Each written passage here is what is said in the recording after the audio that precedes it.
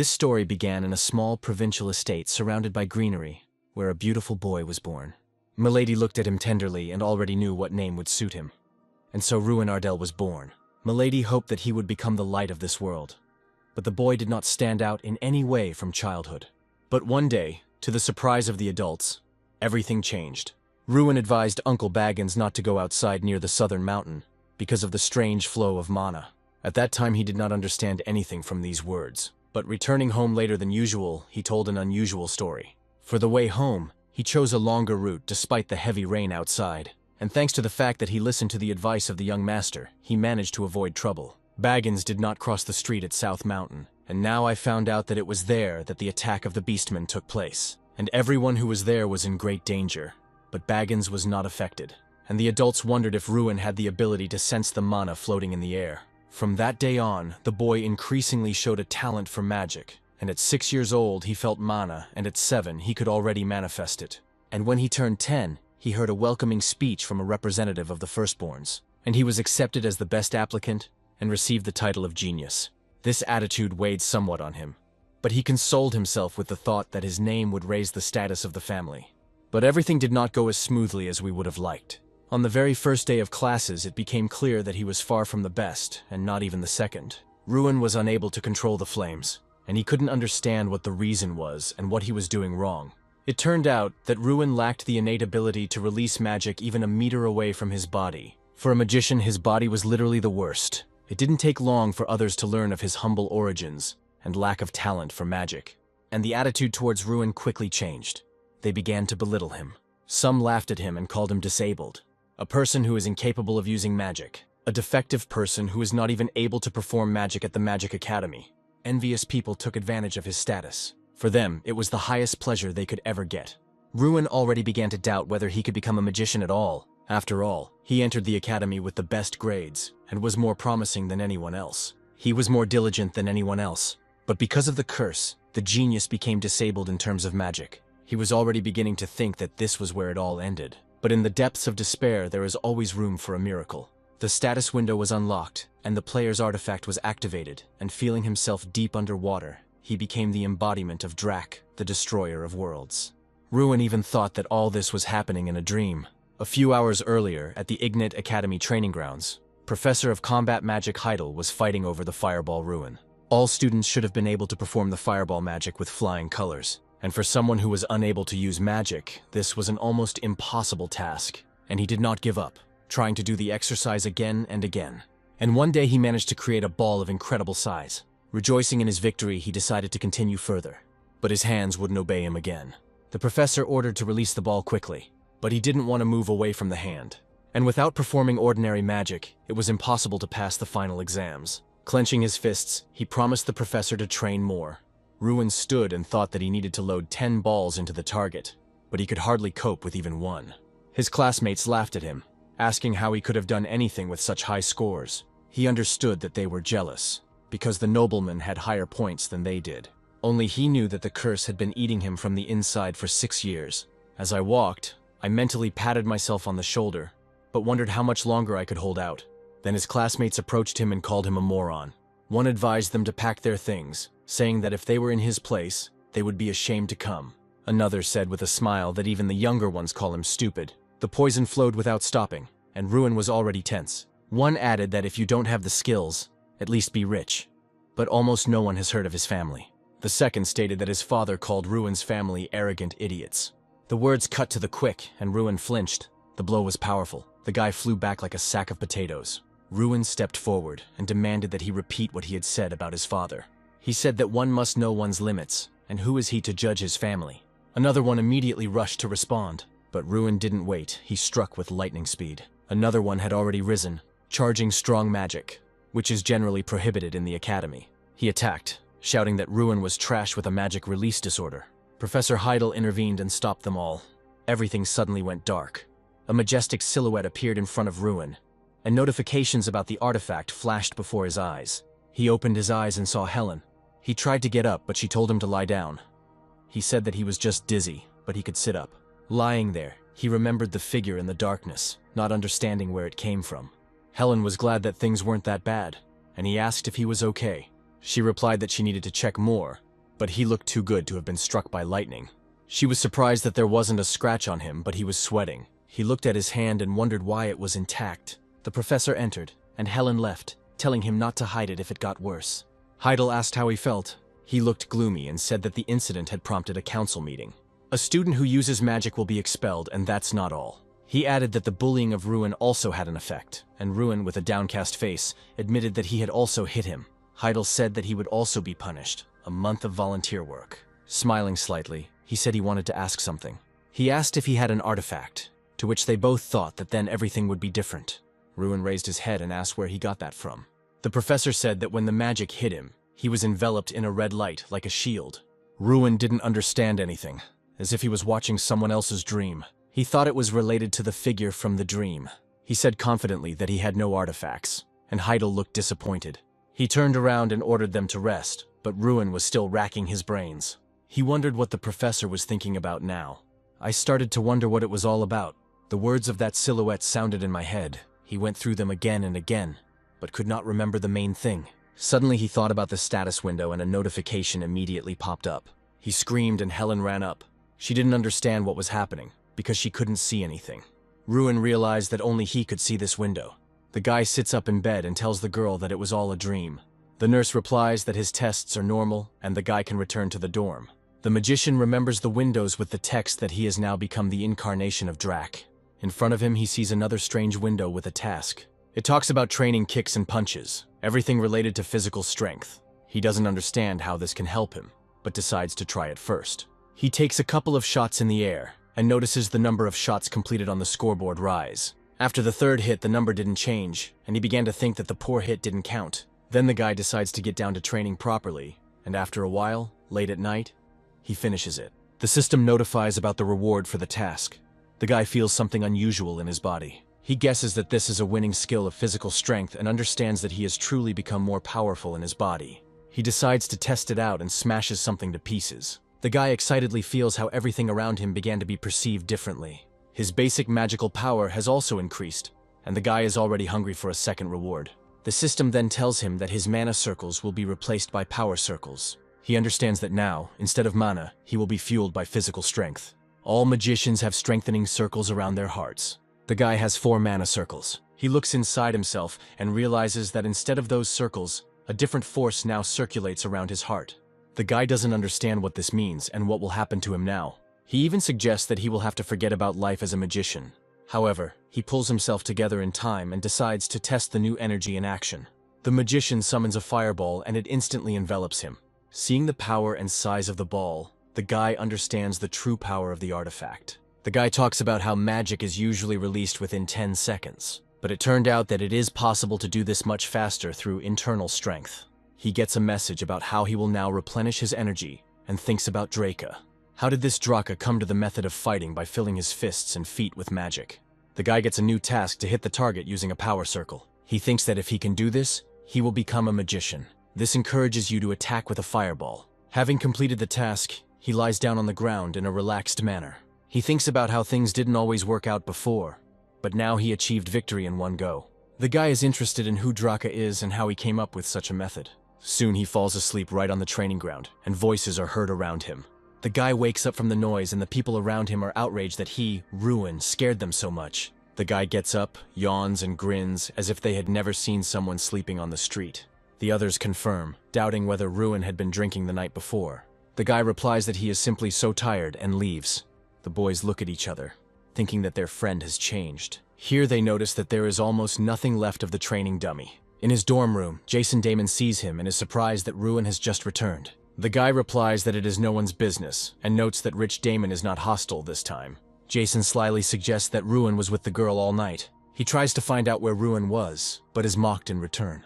Soon the guy is relaxing in a hot bath. He remembers the new tasks and sees that the number of trainings has increased, but the reward has not changed. As expected, things will get more difficult from here. After a month of training and completing tasks, Ruin is convinced of his theory. If the task is not completed within a day, the progress is reset. That's why Ruin didn't miss a single day. It's good that the number of approaches does not exceed 3,000, otherwise he would simply die. For a month he trained every day. He even gains a new body skill, but continues to sleep in class to the surprise of his students. They also notice that Ruin never leaves the training grounds and practices kicks there. The others wave their hands at him, believing that he is trying to compensate for his frustration with empty waving. And Ruin, in the last month, not only trained but also looked for information about Draka. However, I could not find a single magician with this name in history. I also didn't find anything about the system, tasks, players, etc. He constantly looks into the system and wonders who gave him this power. Ruin hears his name being called to tell him gossip. The guy doesn't understand what his friend is talking about, but he looks worried. Then he says that the head of the Ardell family came to the academy. In short, Ruin's father arrived. The boy rushes into the corridors, finds his father, and rushes towards him. Later at lunch, the boy asks what his father has been doing for the past 6 years after sending his son to the academy. Tells how Ruin's younger sister learns to wield a sword to protect her weak older brother. Ruin is embarrassed by the awkwardness, and her father mentions her confidence. The guy plucks up his courage and says that he is doing well. To his father's bewilderment, Ruin explains that no one is bullying the boy. The father asks if the boy wants to leave the academy. He thinks that it is difficult and hard for his son here. Ruin admits that he initially did not understand why his father showed up after so many years, but his son found a way out. That's why he wants to show his father an excellent result on the practical test. But if he fails, he will do as his father wants. That's why he wants to show his father an excellent result on the practical test. But if he fails, he will do as his father wants. The day of the test of understanding magic is coming. There is a written part and 4 practical parts. Due to the disorder of releasing magic, Ruin always passed the theory with flying colors, but failed the practical. But today, everything will be different, and he will defeat the invincible Mikkel. After theory and a couple of days of preparation, it was time for practice. Damon approaches Ruin and asks about the plan of action. The guy nods, and Damon is glad that he found a new way. Mikkel approaches his friends and mocks Ruin for planning to take part in the practice. Ruin replies that everything is correct, to which he receives a chuckle.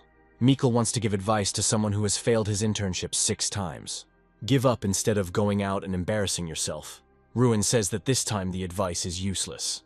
Mikkel is not far behind, and is convinced that a person with a magical disorder will never be able to pass the internship. He is irritated by his overconfidence, and promises to deal with Ruin one-on-one in combat. The first test is a multiple target shooting test. The goal here is to determine how many times the future MGA can hit a target at once. This year the stage is complicated by the fact that the targets are moving. In this regard, the indicator was terrible. The judges watch the stage, disappointed that such a minor complication has lowered the quality of the students. Mikkel's uncle speaks up, saying that his nephew will perform now and will not disappoint. Mikkel wonders what his opponent has planned. The blonde comes out and is going to show the difference between him and Ruin.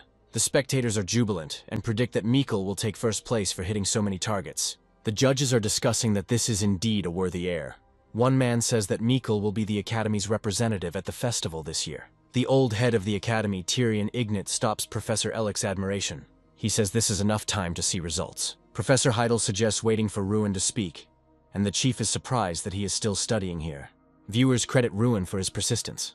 The guy enters the arena, excited about the opportunity to show his full strength. The leader gives the command to begin, and Ruin releases columns of fire from the fireballs in his hands. The judges were shocked by the speed with which he summoned the elements. The audience begins to cheer, and Mikkel irritably tells them about Ruin's illness, and that he has not yet attacked any targets. Ruin uses time distortion and movement acceleration. The new time refraction skill allows him to move abnormally fast for 30 seconds. In other words, he's like a typhoon now. Both the judges and the audience are shocked and a little scared. The students excitedly discuss how the boy summoned magic into his hands and was able to destroy 27 targets. The head of the academy stands up and congratulates Ruin, praising him for his incredible performance.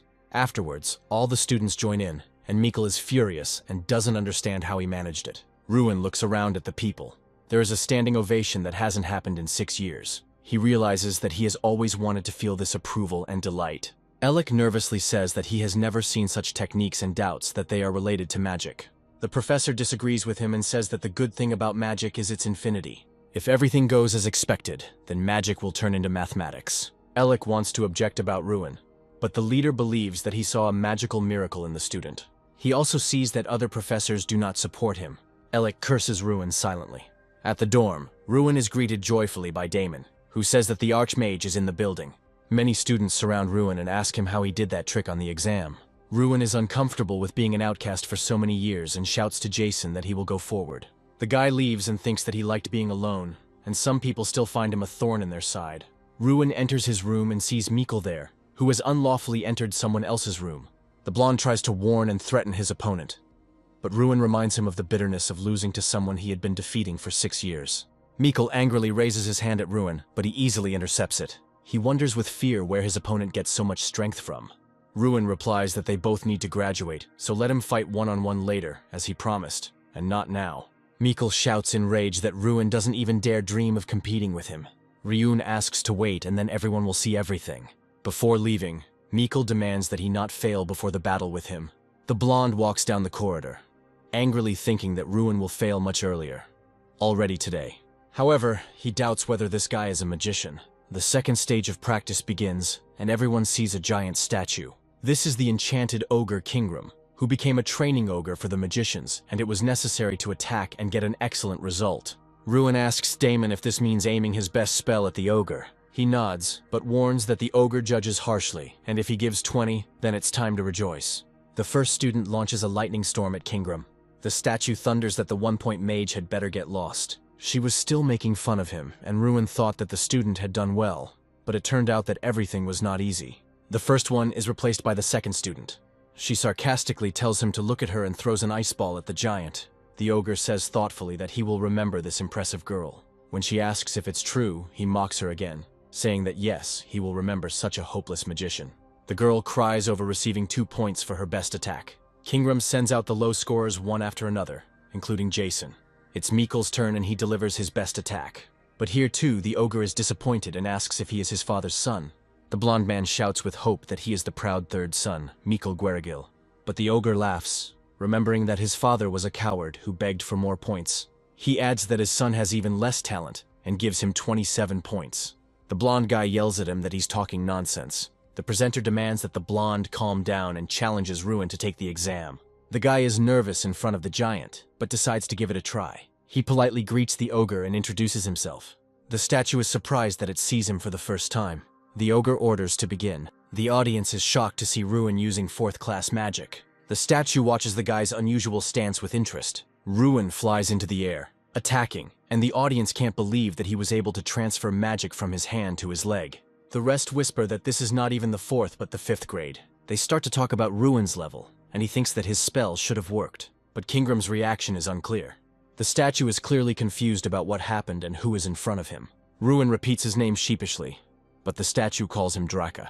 Kingram thunders that he was waiting for him, considering him to be Drak. Ruin wonders if Kingram has some information about Draka. The guy asks if the ogre knows Drak, and he replies that he does. Then Ruin asks to tell more about him. Ogre becomes interested in the fact that he met the incarnation of Drak right here, at the academy. The ogre asks the guy to repeat his name, and he again introduces himself as Ruin Ardell. The statue rumbles that it will remember him. The host sheepishly asks what Ardell's score is, but the statue replies that he will tell him in private. She adds that the magic of Ruin cannot be estimated. The presenter tries to remind the man that the statue must evaluate all the students, but the giant shuts the man up. He shouts that he has been evaluating mediocrity for many years, and no one dares to remind him of the rules. However, in order to get them to leave him alone, he decides to give an assessment. To Ruin's shock, he offers him a choice of 0 or 100 points. Of course, the guy chooses 100 and everyone starts discussing it heatedly. Ruin is back in the spotlight. Professor Heidel appears, having heard rumors of the first case of 100 points, and he wants to reward Ruin. He hands the student a scroll. Ruin reads and asks with confusion what kind of artifact room this is. Heidel beckons him to show her. They descend into a dungeon that many did not know about, and entry to which was always prohibited. Ruin wonders why he was brought here then. They approach the entrance to the artifact room. The professor says that he can't go any further. Ruin must go on alone, and Heidel promises to wait outside. Unaware, Ruin goes inside to see his reward. He goes into some kind of storage room with glass display cases. There are a lot of legendary items here, most likely from the warehouse of Archmage Freud Ignite. Suddenly a voice booms from behind, making Ruin look lost. Kingram appears in front of him, hinting that the guy does not realize his worth. With all this, it turns out that the ogre is no longer a stone statue, but alive. Kingram reveals that this is the only place where he can be in his true form. Ruin asks what they meant when they spoke of his value. Kingram responds that Ruin does not understand his own value, despite using the same artifact as the player. Ruin is shocked that Kingram knows about the player. When asked where Ruin got the artifact from, he replies that he himself asks himself this question, and asks who Draka is. Kingram replies that Draka is a being who wanted to become a god. One day Draca came to the tribe to which Kingram belonged. Draca looked unsightly. However, his strength was so monstrous that no one from the tribe could resist him. The ogres respected him. Draca lived with them and became part of their tribe. For nearly 100 years, Draca trained Kingram, the future leader of the tribe. Ruin is confused. He does not understand how a person can live so long. The ogre, with glowing eyes, replies that Draca was not a man. Draca's true form was the black dragon Dracagonia. Ruin is surprised that dragons actually existed, asking if it is true. Ruin learns that the tales that magic came from dragons were actually true. Kingram says that Draca himself could not use magic, so he created his own way of fighting using his limbs, just like Ruin. Ruin realizes that Draca was probably treated the same way as he was. Kingram says that the ability that Draca created was demonstrated to him by Ruin. With the help of this magic, Draca became the most powerful being in the world. However, this power was not enough for him. Ruin learns that Draca destroyed the entire world because of his power. Ruin gets an achievement for learning Draca's story and for befriending the ogre. He gets another achievement that allows him to borrow the power of an ogre. Suddenly, he finds a ball of power embodiment in his hand. The ogre says that the ball is a reward for completing the task. Ruin lets the ogre look at the orb, to which Kingram says that the orb is called Stran. Kingram says that the ball is not actually an object, but an embodiment. This orb, according to the ogre, was the property of Draca, but now it must be sealed. He is the embodiment of power, and although he is called a spirit, he is distinguished from other spirits by his bad character. Ruin asks if an incarnation will be born from this stone. The ogre confirms his words and says that the spirit will soon awaken. The ball breaks and a small bear appears from it. The creature is unhappy with Ruin calling it a bear and recovers after waking up. The spirit rubs his eyes and mumbles resentfully that he is not a bear. In response to Ruin's surprise that the bear can talk, the bear begins to scold him and ask him not to call him that. Ruin still doesn't understand how the bear can talk to him. The spirit continues to claim that he is not a bear, and Ruin asks who he is. The being replies that it is an embodiment, not bound to form. The incarnation attempts to demonstrate its powers by standing on Ruin's hands. The bear realizes that all his abilities have disappeared. Mishka claims that his lack of abilities is due to his empty stomach and requires food. Ruin says that he has no food with him. The bear begins to resent the weakness of his new master. Ruin is surprised that the bear called him master, but the spirit peacefully lies down to sleep in his arms. Kingram smirks and says that the spirit's character was exactly the same thousands of years ago. Ogre remembers the good old days as he looks at Ruin and Stran. Ruin and the bear remind Kingram of the Brawl country the first time he encountered them. Ogre asks what Ruin will do next, but Ruin does not understand what he is talking about. Kingram says that Ruin has very powerful powers. Ruin remembers that he needed strength to protect his people from demons. This power is capable of saving the Ardell clan and declaring it as something that was despised. Ruin had a passionate desire for great power. There are so many destinies in his hands, including his own. Kingram will wait for the future that the hero brings. Ruin's life goes on as usual. Although feeding the country was a novelty, the companion's small size is deceptive. He needs a lot of Ruin energy. True, there is compensation that accelerates development. The bonus will increase with each level. The hero has just begun to improve, but already feels progress. He wants to develop even more intensively. Strana has a secret to quickly gain strength. Ruin is ready to extract this knowledge. The harder the path, the more seasoned the fighter. Also, don't forget about weapons and equipment. Suddenly, the bear cub interrupts his speech. It turns out that Ruin has not yet reached the required level. Now the guy is really at the beginning of his journey. He placed emphasis on physical training. The third stage has arrived, the real fight. Mages must be as precise as snipers, otherwise they will get into trouble with their own people. Jason's overconfidence led to failure. Each student was matched with monsters based on their abilities. The intrigue lies in who will be nominated today. The ground shakes beneath their feet, terrifying the students. What came out to them was not a monster, but a real pile of muscles. This is an orc, the embodiment of cruelty. Students panic, the test could be deadly. Professor Heidel remains cool. The orc is ready to kill everyone. Only a clear mind and skillful magic will help students. However, the monster doesn't care about any conventions. Even Heidel did not expect such a turn of events. A deathly terror gripped Mikkel's body. Another moment, and the death of the ward would have been inevitable. Mikkel hasn't yet fully grasped what real combat is. Another failure for Garrikill. Is the head of the academy satisfied with how the exam is being conducted? The manager gets a clear hint that it's Ruin's turn soon. The student received a perfect score from Kingram. The hero clearly stands out from the rest. However, the academy has no other monsters. Professor Ellick is ready to use his influence. The knights delivered not only the orcs, but also one ogre. Threat to Ruin's health and life, that's what Ellick wants. For him, the young man is an upstart. nothing more. Ruin didn't expect a catch. Hadel decided to warn him. Since he is stronger, the opponent must be correspondingly stronger. The hero grasped the professor's message on the fly. Ruin was taken aback, because the enemy would not be an orc, but an ogre. The comrade only became more excited by this news. The giant is ready to sweep away everything and everyone in his path.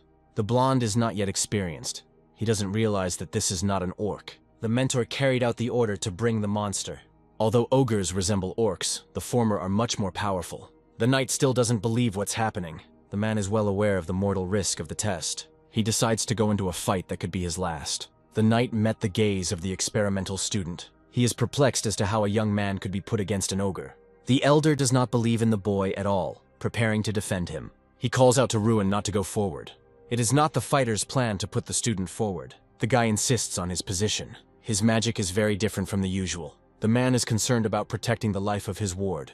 Ruin understands the complexity of the situation, but the young man knows nothing of fear. The professor is next to the group. He demands that they get ready. With a snap of his fingers, the test begins. The knight was taken aback at first, and then tried to call out to the hero. He sees in front of him the back of a madman rushing forward.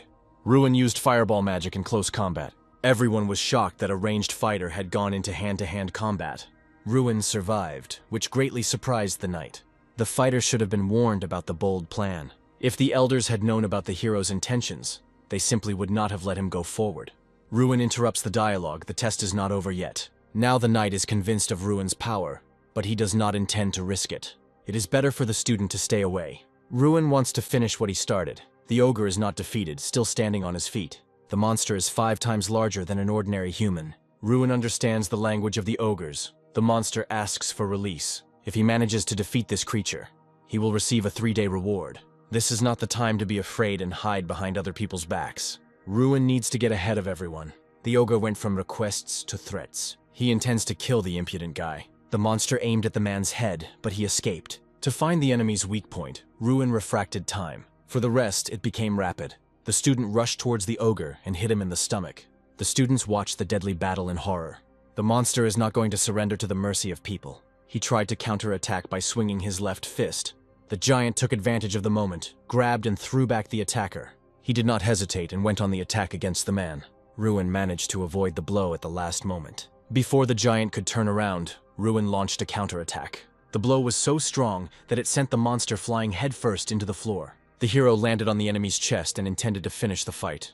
The ogre is amazed by the man's strength. Suddenly he realized that his opponent understood his speech. However, it's too late. Ruin uses the Ogre Fury skill. The partner liked the battle and the hero's abilities. Students are shocked by their classmates' victory without any outside help.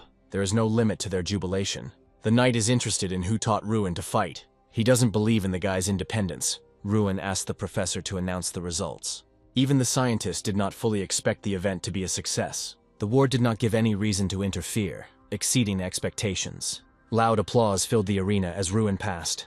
As a reward, I received the skill of seeing the nature of everything. Now the hero has become a real player, but now he is interested in a new ability. The bear cub explains that hidden enemies will now be revealed. That's not all. A mini-map with a 500-meter view is also available. The companion says the surprises don't end there. He suggests using the new skill on the defeated ogre right away. A panel with details appears in front of Ruin. Information about Heidel is hidden. Only the status is visible. Those who are much stronger than the player do not allow information about themselves to be seen. Only pumping will open up new possibilities. The news about the amazing fighter spread throughout the academy. Jason's friend has become the subject of increased attention. Suddenly, a girl approached Ruin from behind. She was not alone. A whole trio intended to feed the local star. The puzzled hero offered food to Jason. In response, he received a tirade about how this was disrespectful to girls. The player's eye allowed him to see the blonde's great potential. Another promising student was Mikkel. The hero decided to motivate his comrade to be more diligent. The classmate did not expect such care. It's not worth spending so much time on regular games yet.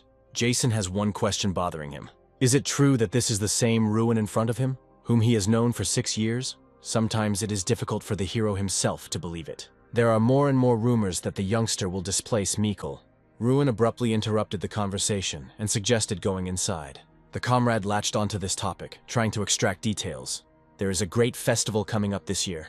Once every 8 years, an Olympiad is held among the best academies. The prizes include huge amounts of money and special privileges. 31 participants represent each establishment. Only one is selected for individual competitions. Mikkel and Ruin are considered the main candidates. Jason stands up for his friend, remembering how the other contender spoke. At the table, they discuss the former participants of the tournament, who led the academy to defeat. At the moment, the academy is considered weak and unable to stand up to others. The only way to get rid of the stigma of a weak academy is to send Ruin there. Ruin says it's too early to tell until the exam is over. Participants in the festival are selected based on the results of exams and recommendations from professors. There's stage 4 ahead, a one-on-one fight with Mikkel. Ruin needs to focus on that. 4 days after completing the 3rd stage, Ruin continues training. He gets an achievement for completing the preparatory stage. His spirit suggests to start leveling up. The achievement of the repeatable task has advanced to the 2nd level. The difficulty of the repeatable task has doubled, and the reward for it has tripled. The bear uses the power of flame while sitting on Ruin's shoulder. Ruin uses his incarnation to use flames and direct a strike into the ground. A man watches Ruin's training with caution. He concludes that Mikkel's victory over Ruin is unlikely. The man realizes that Mikkel's place in the festival and the fame of the Gerigil family as the strongest in the academy are at risk. Strand increased his strength, which strengthened his master as well. The bear became bigger, and at the same time, Ruin's strength increased to 1,200. Strand smiles smugly and declares that this is just the beginning. Ruin, standing on the training field, receives a repeating task to improve his physical strength. He had already seen all the tasks from this mission, everything except the training in real combat. Strand asks if Ruin remembers that when they first met, he pointed out that he could take any form. It turns out that Mishka can now change his shape, but with limitations for now. The spirit says that upon reaching the 5th rank, it will be able to transform into a human. Mishka wants to show what he can turn into right now. The bear begins to transform into one of its forms. After the transformation, Strange turns into a scarecrow. Ruin is confused, and the bear is unhappy with his reaction to his transformation. Strand warns Ruin not to look down on him, as this is how he started training with Drac. It turns out that Strand played the role of a dummy or assistant in completing tasks. Training in real combat involves training on a scarecrow. The country level now corresponds to the power level of a 3rd-class mage. However, after the full power of the incarnation is restored, everything will become possible. Strand will be able to turn into a demon or even a dragon. Ruin suggests starting training right here and now. He wants Strand to use the power of a 3rd-level mage. With the help of magic, a magic wand appears in the bear's hand. The bear explains that even if the magic touches Ruin, it will not harm him. Strand doesn't take damage from attacks, and Ruin realizes that the bear is the perfect partner for battles. The bear aims his staff at Ruin and releases fire magic. Ruin joins the fight, thinking that Mikkel is currently training too. Mikkel complains about his main opponent to his uncle. The man is angry at his nephew's weakness and disappointed in him. Mikkel blames his uncle for Ruin getting high marks on the exam. Mikkel believes that his uncle is to blame for Ryun getting the best result on the exam because he fought against the ogre. If the family finds out that Ruin got high marks on the exam thanks to Mikkel's uncle, everyone will be very disappointed. The man is furious that his nephew decided to blackmail him. Mikkel suggests to his uncle that they join forces and try to fix the situation. The man interrupts his nephew, saying that he has an idea on how to prevent Ruin from getting to the festival. The man hands Mikkel a small bottle, and Mikkel looks in amazement at the flower inside. The Flower of Awakening turns out to be a rare medicinal plant, on the basis of which elixirs are created. The solution will speed up the invocation of spells, but will not allow you to distinguish between your own and others. If you exaggerate, the player will simply stop seeing. Is it really worth resorting to using such an elixir? The man insists on this. However, Heidel knows the fighter's capabilities very well. It turns out that in front of him is the one who tests players for drugs. Another potion should hide the fact that the flower was taken. The Gerigil family is willing to do anything to remain among the elite. Mikkel is worried. He's afraid of being expelled from the family. The final day of one-on-one fighting has arrived. The stands are filled with people, all eager to see a spectacular battle. For the final battle has come, Ruin against Mikkel. The hero waited until the final stage of the exam. The companion warns that the opponent knows about Ruin's fighting style. His specialty, close combat, will allow him to quickly deal with his opponent. However, to do this, you need to be able to get closer. Since the fight imitates a real one, various objects were placed in the arena. Ruin noticed that Mikkel was different from his usual self. If the opponent was previously impudent, now he does not show the same. The hero uses the player's eye to check on Gerigil. He saw a special, still-hidden state of the Berserker. The guy had never encountered such a message before. Although he was not a detective, he immediately suspected Professor Ellick. In combat, magic based on the 4 elements is allowed. Black magic is prohibited and the effectiveness of spells in the arena is reduced. When the referee asked if there were any questions, Ruin raised his hand. He is interested in what consequences there might be from taking potions. Punishment may also include expulsion from the academy. The referee sent the fighters to their positions. The player's eye ability is only available to Ruin, and there is no evidence. The young man intends to bring Garikil to justice. Mikkel immediately rushed upwards at the start of the fight. Ruin's legs were entwined with green stems. The audience gasped as the boy quickly freed himself from his bonds. Arena only affects mana, and hero power is not affected. Garikil is furious and has no choice but to do anything. The acceleration allowed to avoid the fire breath. But the attack is too powerful, you need cover. The potion reduces the summoning time and increases mana collection. The enemy is beside himself. He is not going to play hide and seek. The guy was finally convinced of the use of the drug. He is sure that this is the awakening herb, the flaming flower. All signs point to this remedy. All that remains is to confirm the reduction in pain threshold. Ruin decided to reveal Mikkel's trump card. He directly told Garikil about the flaming flower. However, it doesn't matter. The potion won't help the opponent. The hero used time refraction before striking back. Mikkel is desperate. The competitor has become too fast. A huge wall of ice appeared in front of him. The examiners are surprised by Ruin's speed. The fight is not over. Now it's Mikkel's turn. The guy responds to the fire lizard with an earthquake. Fire proved powerless against earth magic. The students were amazed. Before Garikil had time to understand what had happened, the hero was already standing in front of him. Confident of his victory, Ruin prepared to perform the final flick. A click, and a huge impulse was released from the fingers. Mikkel had completely lost himself. His voice no longer sounded human. While he was saying that he shouldn't be arrogant with him, his opponent hit him. Garikil remains conscious and Ruin's blows are weak to him.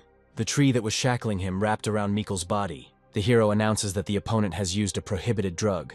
If this is a lie, the young man faces disqualification. But he is unwavering, because there are means to hide the main potion. The inspector may also turn a blind eye to the violation. Ruin began to explain that someone could get hold of a rare plant. This same person is responsible for testing players. Professor Ellick is Mikkel's uncle. The teacher is not going to ignore these statements. He is furious that his honor could be questioned. Ruin does not go back on his words. He can prove their truth. Ellick suggested re-examining. However, the student realizes that a concealing solution has been used. Ruin has a solution to prove his case to others. He destroys a huge tree trunk. The student flicked Mikkel with the same force. Garikil could not remain conscious after something like that. The opponent continues to laugh madly despite his injuries.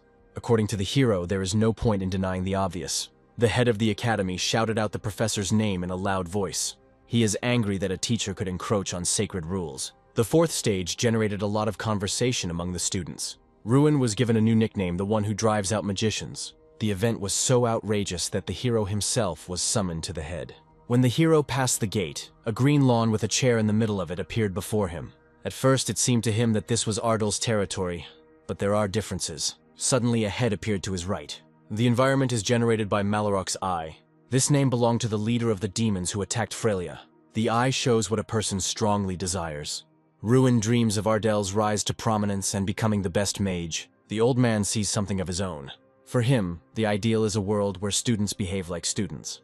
The head understands that such order is difficult to achieve. Ruin came out, and the students were already waiting for him, celebrating his victory. The hero became the first among the academy's graduates.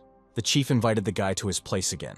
The elder has a question. Ruin agreed to answer. How was the ward able to recognize the use of the flaming flower? Characteristic symptoms helped to establish the nature of the potion. The leader felt that Ruin fully understood what was happening to Mikkel. The hero fainted, concealing the true nature of his knowledge. Garikil was so injured that he could remain conscious. The chief is pleased with the young man's insight and endurance. The manager feels sorry about what happened, so he will take care of the guy. That's not all. The old man has something in mind. The offer to participate in the great festival stunned Ruin. The dream comes true, to be a representative of the academy. But the hero does not feel ready for the event. He was struck down by a mana release disorder. The interlocutor does not consider this a problem. He encourages the student. The sage is confident that even a gifted young man can win. These words touched Ruin deeply. The belief is not unfounded, because no one knows about him. Now the hero is inspired. He really is a dark horse. Ruin has transformed from an insecure youth into a determined man. Now no one can stop him. The head has already taken care of preparations for the competition. Ruin had already seen this teacher. The guy is confused, because in front of him is Gotler Perante, a true leader, one of the 5 high-ranking knights. He was the one who was with Ruin during the exam against the ogre. The hero did not expect to find himself under the tutelage of such a mentor. The knight knows about the young man's peculiarity. He was impressed by the attacks and the conduct of the battle. However, after the compliments, it was time to mention the shortcomings. Prepared opponents will read the maneuvers. Ruin has no martial arts skills, but the mentor is confident that the classes will greatly advance the student. He has no intention of delaying. Knightly skill begins with the feet. They are the ones that give strength to the sword and mobility to the body.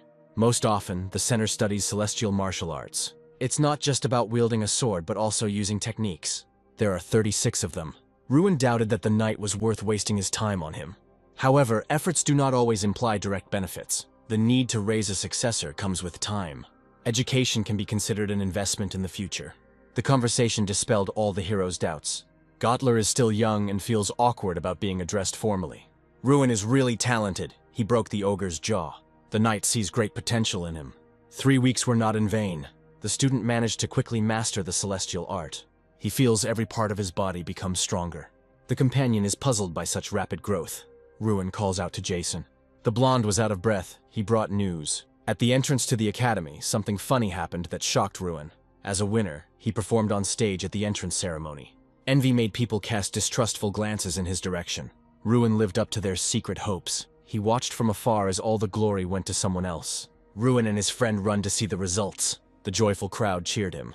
They began to surround and congratulate the new representative. Ruin reaped the rewards of his hard work. The teacher admired his abilities. At times he was frightened by Ruin's genius. After hard preparation, they went to the transit point to go to the festival. Everyone was waiting for the incredible Mana train. There are over 100 transit routes in the Imperial Federation of Rheinach. An insolent voice ordered all conversations to cease. Shut up and don't embarrass yourself, country bumpkin. Henkies already took part in the festival last year. The conflict was rapidly gaining momentum. Most of the participants did not support Ruin's candidacy. The crowd did not recognize him as their representative. He got into a bad situation. Mikkel would be flattered. The owner's pets are loyal to him even when he is not around. Henkes was furious at these words. Ruin answered in a calm voice. This festival will help you conquer heights. Henkes did not believe in winning the festival. Ruin firmly replied that it was possible. Teamwork plays an important role at the festival. Are you going to compete without us? Who is your representative? Henkes was shaking all over with anger. I won't listen to a single command from you if you sell on the first individual battle. The train was rushing at breakneck speed. He said that this did not happen in his time. Someone's voice was heard from behind. At first glance, menacing and large people entered the carriage. The students of the Oyota National Magic Institute were truly strong opponents. Ruin wondered what they were doing here. Once they entered the carriage, they openly began to insult the Ruin team. A wild laugh burst out of him. This year you will again come in last place. Ruin remained calm even in such a tense situation. He had no idea that his team could be so openly oppressed. The teacher didn't even stand up for the students. All responsibility for the team was on Ruin's shoulders. Henkes, where is your representative? Unexpectedly, Ruin stood up for his team. His confident voice shocked the bullies. This is our current representative. Oyota's student saw Ruin for the first time. He introduced himself as Seta Malkiri. Ruin rudely asked him to leave their carriage. He also suggested that Seth politely apologize for the insults. Seta was overcome with intense anger. He asked Ruin sarcastically about his request. Seth called out to Henkes, asking why he had not told him who he was. He threatened Henkes that he would not make such mistakes again. Ruin realized what the problem was. Oyota keeps all the students in fear. He realized that their plan was to crush the morale of their opponents.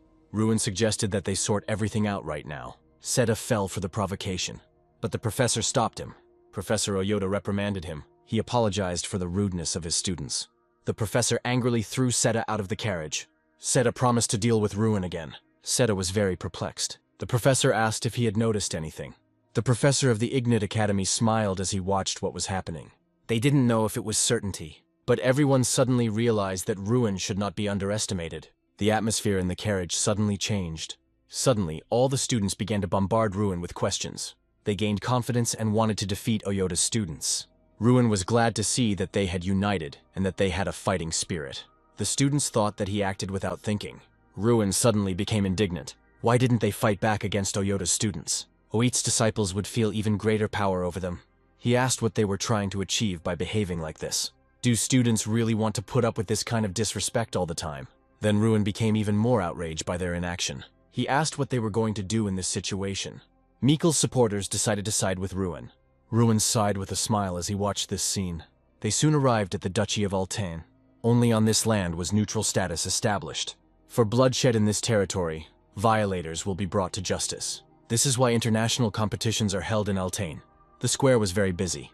The boys were impressed by such wealth. The royal capital lived up to their expectations. The residents strolled carefree. The air was filled with ancient nobility. Ruin realized that they had come from an insignificant place. The students are heading to their temporary accommodation. The professor hopes that the students will not create problems with other institutions, because this won't end well. Strand noticed something. There was a strange smell coming from it. The dragon is in the dungeon. The guy leaves the bar. His companion bear shows him the way. The main character comes to the workshop of touching memories. Ruin sees the master with his own eyes. The young man imagined that he would end up in the black market. Ruin thinks about the relic of the fight. Something in the seller's hand is glowing. The guy sees an artifact. Ruin learns that the ring has failed. The protagonist learns that it is not only about attacks. He needs the artifact, but it might go off at the wrong moment. Ruin puts on the ring. The artifact fits the guy perfectly. Ruin learns the price of the artifact. The seller gives him the artifact for free. The young man wants something else. The guy saw several artifacts. Ruin saw an artifact standing high up. The girl does not allow the main character to take the artifact. The guy saw a fifth-class magician. Dirty Rabbit. Ruin heard that she was a genius. She stutters. He demands that she give him the book. The guy found out about the girl. Ruin asks her to give in to him. The main character wants to know why she needs this book. This is a book for her individual study. He doesn't think it's for an educational institution. Ruin gives her the book. He wants to buy something. They ask him questions about Irene Prius. The boy with yellow hair wants to touch her hand at least once. Ruin tells them that he sat next to her and how pathetic they are. They were surprised that he was sitting next to her. The protagonist says that she loses to Doom Prime, and his friends think that this is nonsense. He says this is not some kind of nonsense, and he is also the owner of a shining sword.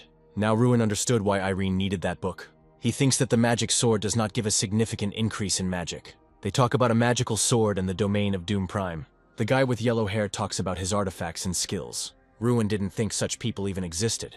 Irene Prius has mastered 5th grade magic at age 16, and she loses to Doom. He wonders if he will defeat them. Nobody considers him a threat. He is more than worthy of being a candidate for victory. They are told that the first team must assemble outside. They are going to the great festival. The opposing team is surprised that their opponent will be the weakest team. They stand there with a grin on their faces, thinking that they are in for an easy fight. Ruin looks at his opponents while his team members stand still with fear on their faces. He notices the anxiety of his comrades. The enemy team taunts the Ruin team. The taunts continue as Ruin stands with his back to them.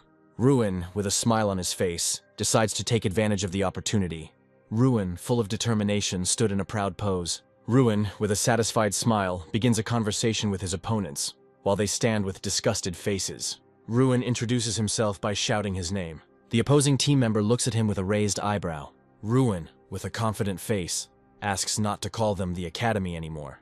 He says he's tired of being in last place. Team Ruin was already standing more confidently in front of the irritated enemy. The enemy shouts indignantly at Ruin. The shouting stopped, but the enemy representative was skeptical of Ruin's words. Ruin looks at his irritated opponent without fear. The enemy discusses Ruin. They are surprised by the changes in Ruin's results. The representative thoughtfully asked his comrade again. He remembers an old conversation about the Ruin.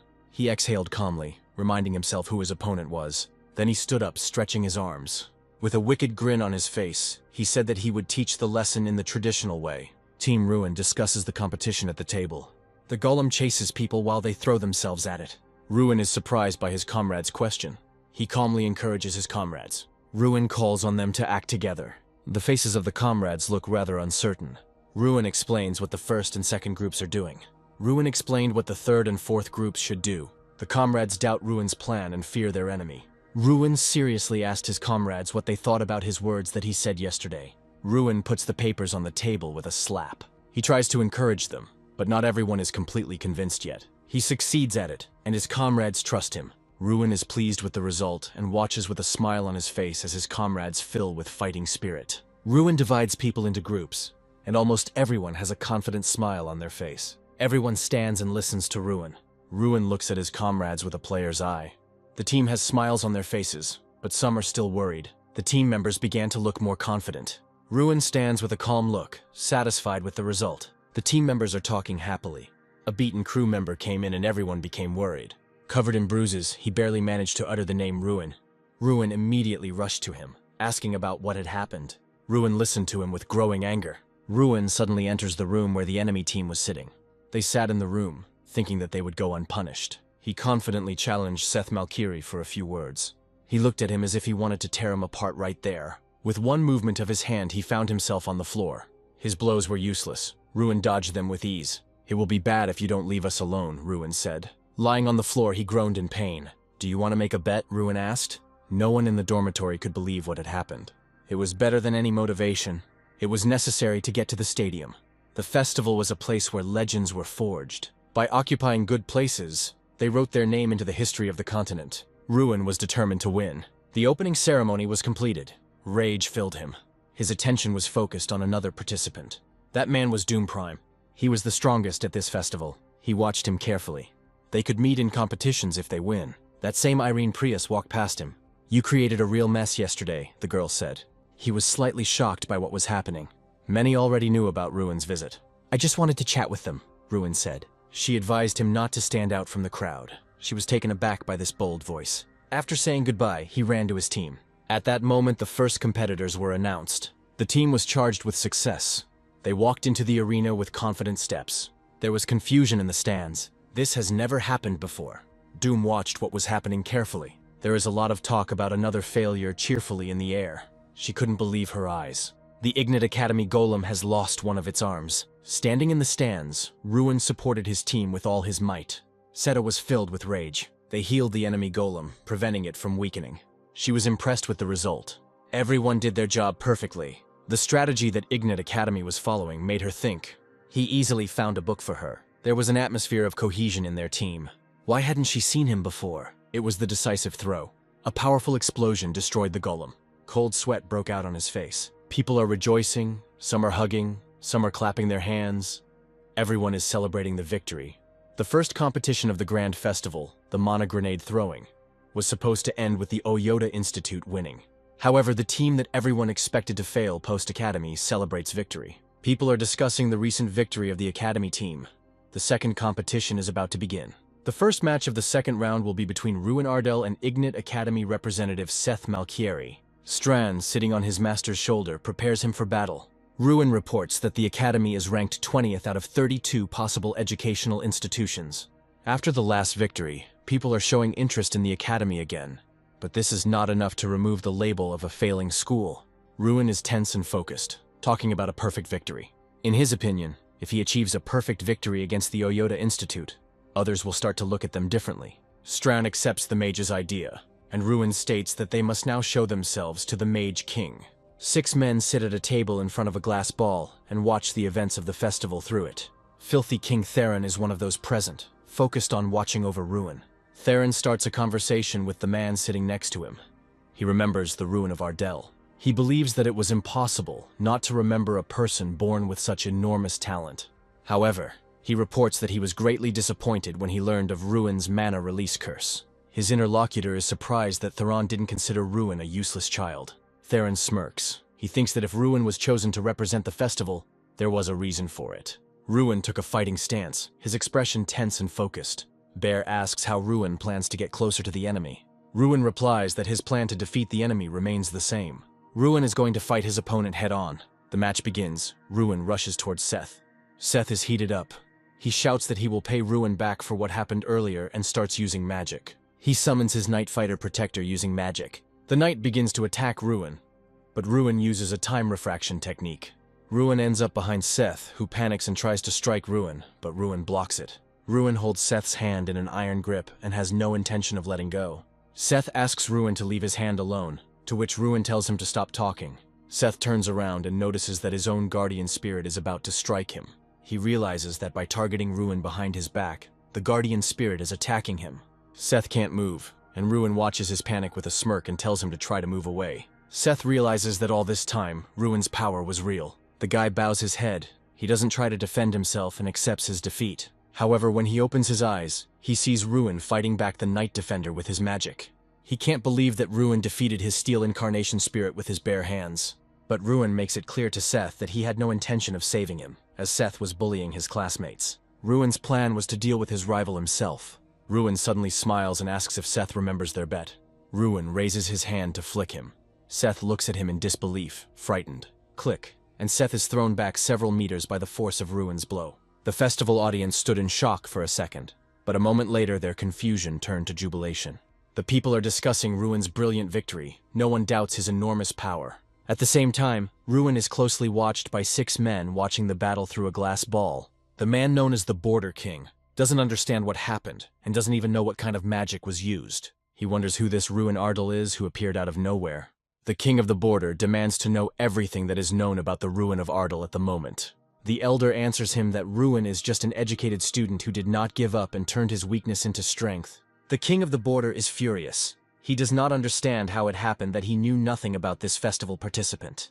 The Border King smirks, believing that this is all just Tyrion's attempt to shield Ruin from everyone's curiosity. He was going to ask directly about Ruin's secrets. Tyrion wanted to shield his curiosity from his student. He wanted to remind him of the Millie Oath. We can exchange a few words. There was a thirst for power in his eyes. They were not ready for the next competition. The team was delighted with their victory. Comrade encouraged Ruin, trying to distract him. There was already a drink on the table, the so-called Dragon's Kiss. He was an incredible patriot of his homeland. Someone began to approach their table with rapid steps. A huge figure appeared behind them. His face was filled with a strong sense of shame. He didn't want to see him near him at all. Ruin didn't understand why Malkiri came to them. Stuttering, he quietly said that he had come to ask for forgiveness. Malkiri repented of what he had done earlier. Ashamed of his actions, he hung his head in shame. He began to understand that there were those who were stronger than him. They couldn't believe it. An awkward atmosphere hung in the air. Having asked for forgiveness once again, he chose to leave. Ruin asked him if he was apologizing sincerely or because of a bet. His words were sincere. Ruin extended his hand to him as a sign of reconciliation. A firm handshake meant the end of hostility. Joyful responses came from the room. Having forgotten all the grievances, they drank merrily. When Ruin woke up, he saw the guys leaning over him. Gradually, he began to come to his senses. The guys wanted to tell what happened last night. When he got drunk, he couldn't control himself. The boys were clutching their stomachs with laughter. Ruin was offended by his comrades because they laughed at him. In the future, you should stay away from drinking. Unexpectedly, he met Malkiri. Overnight, they became real friends. Because of everything that happened that night, Ruin was terribly embarrassed. Suddenly, the professor stopped him.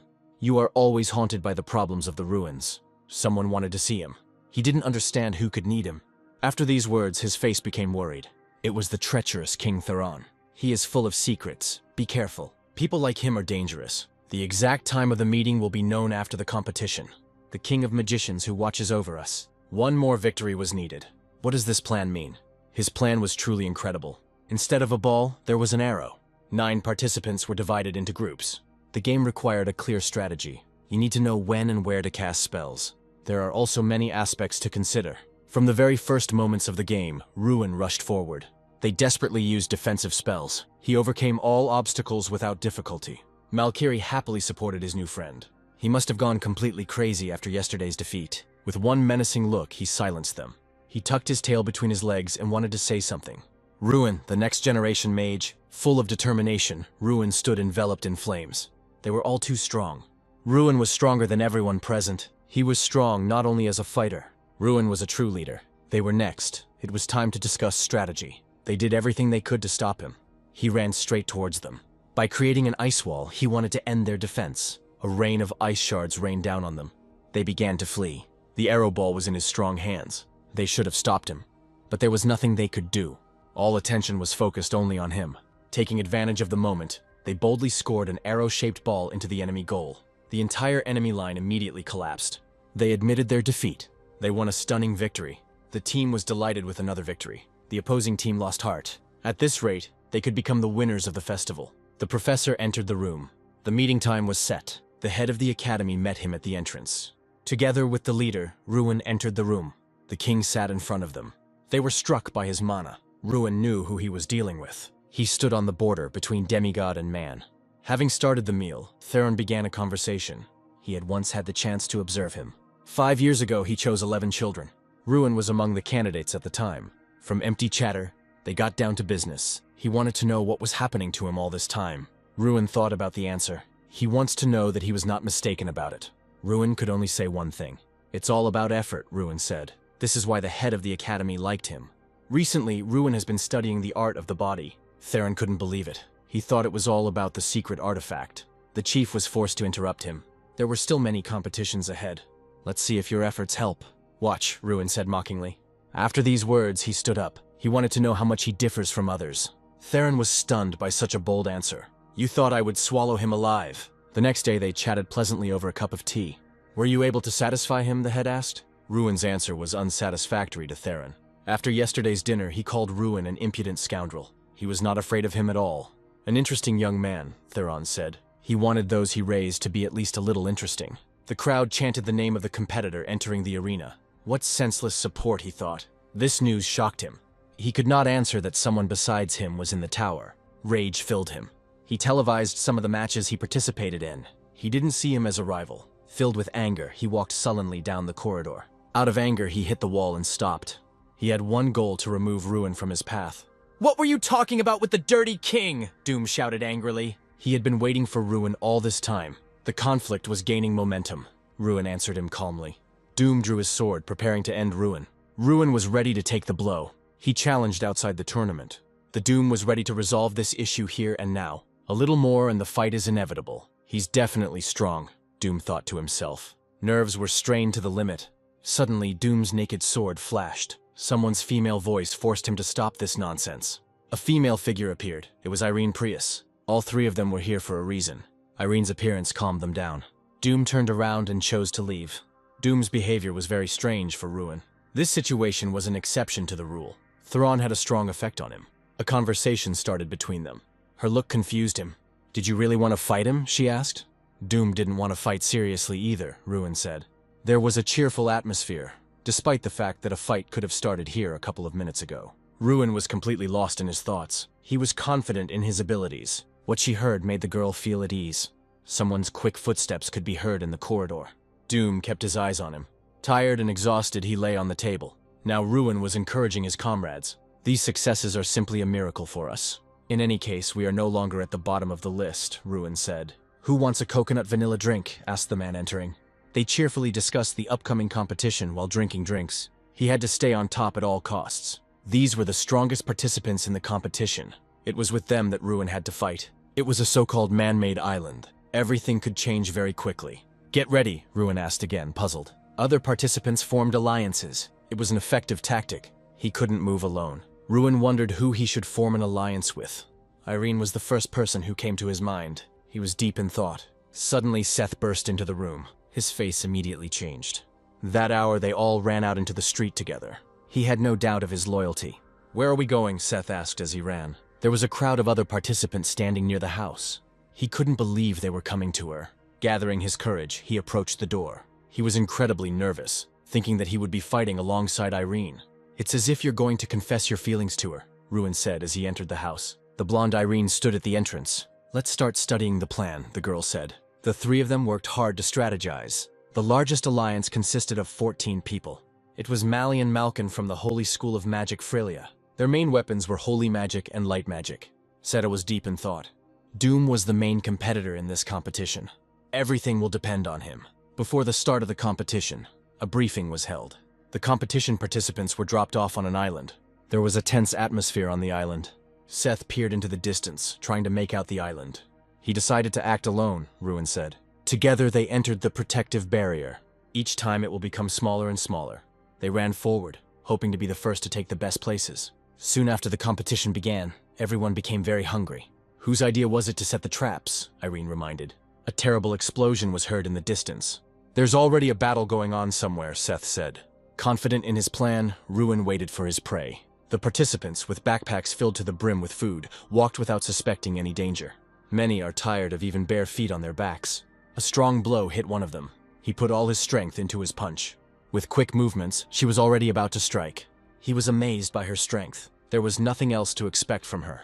There was bewilderment on his face. They had no intention of retreating. On the contrary, they were preparing to attack. Each side made every effort to win this battle. Now it's Ruin's turn. Jumping from the tree, he was about to enter the battle. "How dare you?" blurted out one of the representatives. There was horror on their faces from what they saw. In panic, they fled. They used different methods of defense. Having created a fireball, He was about to throw it at the remaining survivors. Dodge came from the crowd. Seth, standing to the side, rejoiced joyfully. Ruin was going to finish them off. "Now it's 3 against 4, said the winner of the battle. Having intimidated the remaining ones with their warlike appearance, the trio secured their victory. The backpacks contained a lot of supplies that could be useful. A bright flash from the explosion illuminated everything around. "This is Doom Prime," Irene stated. Seth got goosebumps. Ruin knew that Doom was a strong opponent. Having found shelter, they settled in it. "The smell could give us away," Ruin said. "Everything is going as he predicted." "They went where you said," Irene stated. He knew where Doom Prime would go. Irene didn't agree with Doom going against the largest team. "How can he win on his own?" Irene asked. There was confusion on her face. Doom Prime received points for each player eliminated. He thought the same way he would have done in Duma's place. Of course, he wanted to attract the attention of the Dirty King. Ruin seemed too suspicious to her. It was getting dark, so it was decided to set up a watch. "Ruin, wake up. We have guests," Irene said quietly. "Just one?" Ruin asked. At this time, Seth was fast asleep on the bed. A silhouette of a man flashed across the street. Ruin prepared to meet the uninvited guest. As soon as he entered the house, he was immediately grabbed by the collar. "You!" Seth blurted out nervously. The prisoner squinted terribly from the light. It turned out to be a representative of the Column Academy, Callus. Seth checked to see if he was being followed. When asked where your team is, the prisoner said, "Doom Prime." Suddenly, Doom Prime attacked them. A group of 6 people moved confidently into the depths of the island. Suddenly, Doom attacks them. He was only able to eliminate one. The rest went on the defensive. They fought bravely, but were attacked from behind by other participants. 2 tired fighters walked slowly through the forest. Suddenly, Doom appeared in front of them.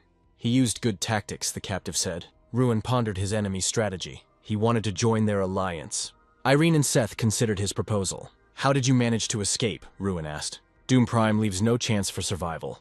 At this moment, everyone became wary. There are 3 possible options. Ruin discovered something was wrong. Having learned the truth, he took action without wasting a minute. After the blow, the captive magically disappeared. They needed to get out of there as soon as possible. After leaving their home, they walked through the forest. "I think I know who did it," Irene said.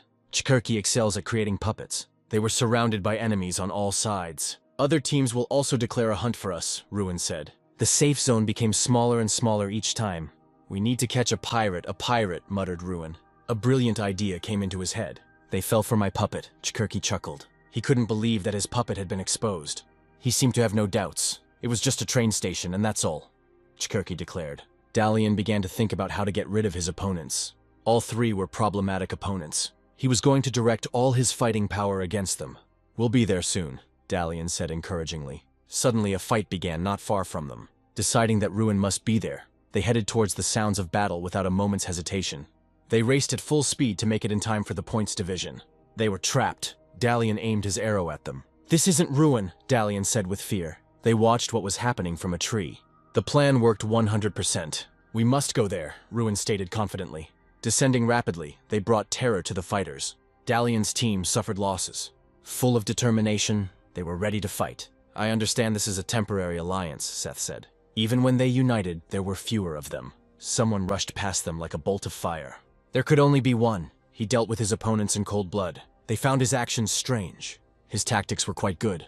They fought to the last of their strength, but were still forced to flee. They needed to make their move. The battle was gaining momentum. Ruin's menacing appearance terrified his opponents. A violent tremor shook the earth. "I intend to end you myself," Doom declared. His eyes were seething with malice. Having said everything he wanted, he quickly walked away from the battlefield. There was an air of apprehension in the organizer's room. "Wasn't it he who said that 11 chosen children were better?" Theron said. To defeat Doom meant to win the battle. As always, he trained in the morning. There were only 2 of them left. He finally completed the task after a long time. When she woke up, she went out to see him on the street. There was freshly prepared food on the table. After a hard workout, he entered the house. A conversation started between them. These words excited him a little. Sitting at the table, they drank delicious tea. "Your approach to magic is unusual," Irene said. "Once they are integrated into society, they live in symbiosis." There were several options for paths for magicians. They had a warm conversation over a cup of tea. He didn't even think about his future. Up until this point, he was the last student in school, so there was no time to think about it. "I think a couple of ideas should come," Ruin said. "What about you?" Ruin asked. "Irene, you must become a great magician," they told her constantly. "I would like to fight Doom Prime," the girl stated decisively. Her eyes were full of determination. She was always second to him. So be it, Ruin declared. She nodded her head cheerfully at him. They glanced briefly into the dark depths of the forest. They began to develop a new plan. The most daring ideas poured out. We may be in danger because of the barrier. Everyone thought about their next strategy. Ruin was completely lost in thought. Suddenly, a stunning idea came into Ruin's head. He began to let his comrades in on his plan. They didn't fully understand him. He wanted to eliminate the main enemy, Doom Prime. He was always on the alert. It cannot be ignored, Ruin said. But where to look for him, asked Irene. He will take care of it. After the conversation, he immediately set out after him. Looking at the minimap, he tried to find it. Soon he came to a lonely house. Shouting with all his might, he tried to lure Doom out into the street. A bright flash illuminated everything around. Two sworn enemies looked at each other. He brought Dooma to them. Doom didn't understand why he was brought here.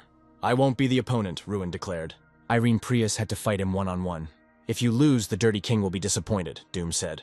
Gathering her courage, she began the battle. That girl is insanely strong, but she always comes in second. She couldn't let him in on the details of her dream. After the victory, her life was supposed to change dramatically. There was a powerful explosion that shook the earth. There wasn't a scratch on him. They stood to the side and just watched. A counterattack followed immediately. At that moment, Ruin appeared and saved her. He made a promise that she would fight, but that she would be eliminated. That was not what they agreed on. Ruin could not lose a valuable comrade. He challenged Doom to a fight. Doom had no doubt in his powers.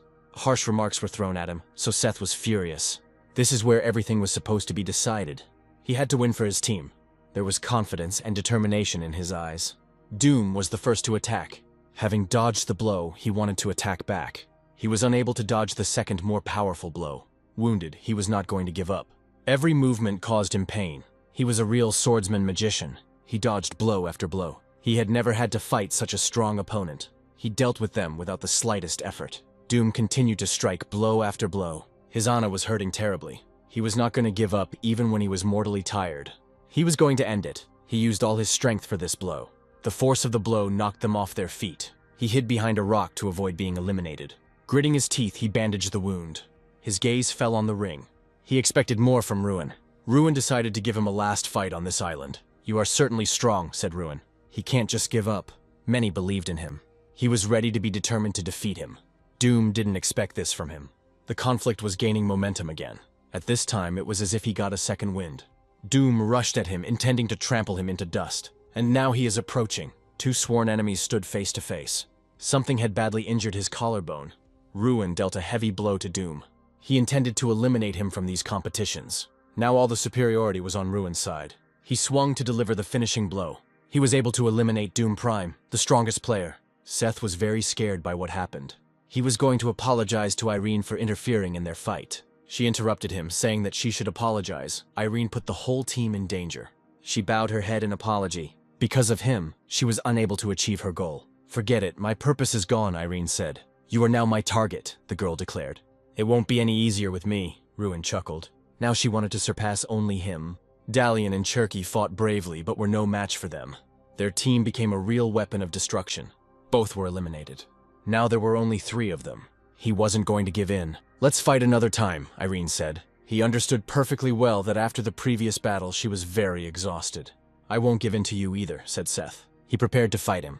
Ruin, with one movement of his hand, made Seth disappear. Joyful exclamations burst from the lips of his comrades every now and then. They raised their mugs to their representative. Someone's voice made him turn around. They couldn't miss Ruin's congratulations. She addressed him as you, which was funny to Ruin. Everyone behaved as before. Doom has dropped below Ruin due to its relatively low survival points. The other candidates were also below him. Victory no longer seemed like just a dream. He couldn't believe he was sitting at the same table with her. The abundance of attention made her nervous. Shocked by defeat, he stood near his closet. Tired, he lowered his head. His sword was broken, as was his belief in his invincibility. He was unable to prevent his defeat. He was worried about what the Dirty King would think of him. The Dirty King wasn't looking for me, Dooma asked unexpectedly. He wanted to be alone. Obediently obeying him, they left. Joyful cries could be heard in the streets. The smile never left his face. It hurt his pride. The competition hall, the head asked with bewilderment. Joyful fans supported Ruin. Ruin walked into the arena with confident steps. The competition could be completed in any way. How does it feel? Malkiri asked. Ruin's ahead, came from the stands. Ruin looked back happily in their direction and continued preparing for the competition. He is not going to be happy about this until the final results are determined. Doom was still strong and determined to go to the end. He had no intention of giving in at all. The command to get ready was given. He was going to use the property in this competition. Nobody understood why he was just standing there. He raced ahead of everyone. By this time, they had reached their first test. He wanted to form an alliance. A powerful explosion shook the entire area. Suddenly, Doom appeared in front of them and began to fight the monsters. He didn't understand where his sworn enemy could be. Cutting through the monsters, he moved forward at a rapid pace. Other participants also destroyed monsters, clearing their way. After the massacre, he stopped for a moment. "Where is he?" asked Doom. "Why has no one shown up yet?" Tired, he couldn't figure out where everyone was. In the blink of an eye, Ruin ran out of the forest. There was confusion on her face. Having defeated all the stragglers, he was ready for new battles. The stands were filled with more and more new guesses. After thinking it over carefully, he came up with a cunning plan. They were taken aback by this trick. Ruin dodges the blow while simultaneously thinking over his battle strategy. He rushes forward with great speed, not wanting to give his opponents a chance to attack him. Ruin knocks back multiple enemies in different directions. His opponents don't understand what's happening, and Ruin himself has stopped counting the number of those defeated. He catches up with Seth from behind, which surprises Seth greatly. Ruin lets Seth know that their battle continues. Seda smirks and accepts that the battle with Ruin must continue. Ruin goes on the attack and knocks Seda off the knight he was riding on, damaging him. The blonde girl is surprised and asks Ruin if he really defeated all the opponents. Ruin suggests that some of the defeated rivals will want to return to the race. But for now, Ruin is the only one left in the race. Ruin's opponent is furious. He claims that this time he will defeat Ruin. The enemy wants to start a battle using swords, but there are still those nearby who can interfere with them. He summons the spirit and rushes away, saying that their battle is yet to come. The man's ally asks him if he really intends to force his way forward. He is warned that there is a trap zone ahead, but Doom jumps straight there. The trap zone is a castle that was once used to protect treasures. In this area, you can get fatal wounds, so the best tactic for passing it is to disarm the traps. However, disarming the traps can take too much time. That's why Ruin wants to use Drax's method, which is to destroy the castle wall. But the castle walls are too thick to try to destroy them. This is why Ruin is focused on destroying the dilapidated areas of the castle. He studies the castle walls with the player's eye and looks for their weak points. Ruin finds a wall that is susceptible to destruction and targets it. He approaches the wall and attempts to destroy it with a well-aimed blow. Irene and her friend, standing at a distance from Ruin, watch his actions with bewilderment. They are confused and don't understand why Ruin is trying to break through the wall with his bare hands. Irene's gaze shifts to the wall, paying closer attention to what Ruin is doing. Ruin uses his powers to destroy the dilapidated castle wall. Irene smirks and tells her comrade that this is exactly what she expected from Ruin. Ruin enters the castle through the hole he made. His rivals are trying to take advantage of the opening that has formed, but Ruin doesn't let them do this, sealing the wall behind him. He rushes forward. Now it's just him and Doom Prime competing. But having rounded the castle, around the corner he meets Doom, who has entered the trap area through the main entrance. The guy riding a horse overtakes Ruin and Stran. It's obvious that Doom Prime was in a hurry. There's an arrow sticking out of his shoulder. Ruin is amazed by Doom's will to win. Is he really that eager to defeat him? The guy is racing at full speed, but the time to summon his spirit horse is running out. After the horse's spirit disappears, Ruin quickly breaks ahead, and no one can overtake him in a run. Doom is furious, raising his hand to draw his sword from its sheath. The guy tries to reach Ruin with his sword, but he grabs him by the robe and drags him into the cliff. They both fall down, Ruin offering Doom to go through the last stage together, still holding him in his grip. There is a scream. Both guys fall into the water, but Ruin emerges first. Ruin is pleased that Doom did not use magic to get off the cliff and lose his advantage. Ruin tries to get out of the water, but turning around at the glow behind him, he sees Doom, ready to use his magic on him. The guy freezes the river with magic, and Ruin finds himself in the grip of ice. Doom climbs out of the river, summons the horse spirit again, and approaches Ruin. Doom looks at Ruin with a sneer, bids him farewell, and rushes forward. Ruin tries to free himself from the ice by concentrating magic in his hand. As he rode on his horse, he wondered how Ruin could drive him so fast. Doom kept looking back, realizing that they were approaching Altane's stadium. Ruin understood that there were no more obstacles in his path, and all he could do was run forward. Already in flight, holding his fist up to strike, Ruin offered Prime a rematch, to which he simply growled. Gritting his teeth, he grumbled that it was not in his current state. The spectators are perplexed. No one can understand who won and what is happening there. One shouted that someone was approaching through the gate. A horse appeared at a gallop in the gate. The onlookers in the stands were shocked. wondering where the horse came from and why there was no rider, and then the sharpest eye saw someone on the screen. Ruin stands over the fallen body of Doom Prime. Laughing at the defeated one, he realized that he had overdone it in passing the obstacles, and the other one was moving uncertainly. Here, Ruin remembered how Doom himself warned that one shouldn't think about this during the competition. The enemy is defeated. Ruin goes away. The results were announced, and he won and became the first. For him, this was the end of the competition. The stands rejoiced with happiness, shouted and admired him. This victory reminded him of how much he had suffered before, how others were happy and joyful, but not him. But now these encouraging cries were like balm to the soul. They watched the arriving guests from the window and wondered who they were. Ruin looked thoughtfully at the guests. And I understand that they are all here because of him. He was so bored he almost fell asleep he wanted to go back to school. A beauty appeared before him, and it seemed to him that he knew her. The chair next to him was free, and Irene sat down. They began to pleasantly discuss why no one had spoken to him. Ruin assumed that he was dressed incorrectly, but she couldn't take her eyes off him. She coquettishly agreed. No one hid the fact that everyone had gathered to see Ruin. But what was more interesting was why no one had spoken to him. Irene assumed that someone had already laid eyes on him first. The strongest lord must speak to the winner first, so no one wants to speak to Ruin. The bearded man announced that the party was starting and all persons should follow him. All that remained in the room was a table set with delicacies, as if for an emperor. Everyone sitting at the table understood that all this was just a cover, and that there was an analysis of the weak game ahead. Ruin didn't understand what was happening. He thought that there would be only one king, but there were two places for important persons. Seeing the king, everyone bowed. From excitement, Ruin added. My lord then realized that something was wrong. The king missed someone. He turned and asked if he was in the way. A stately man in a hat stood silently. Ruin looked at him, completely confused as to who was in front of him. The entire crowd suddenly fell to their knees at Ruin. He was confused and did not understand what was happening. The king realized that Ruin was defeatable because he was the most capable among the students. The father is very upset and no longer wants to call them his children. Bowing his head, he promised that no one would see his weakness again. In response, the king noted that being in second place was simply an illusion created by people. Feeling uncomfortable, Ruin understood that this banquet was simply a punishment for the losers. While drinking wine, the person in the hat kept his eyes on Ruin. Even though he was not the first son, it was only thanks to his knowledge and intuition that he became the only heir. This is the very person who has all the qualities to be perfect.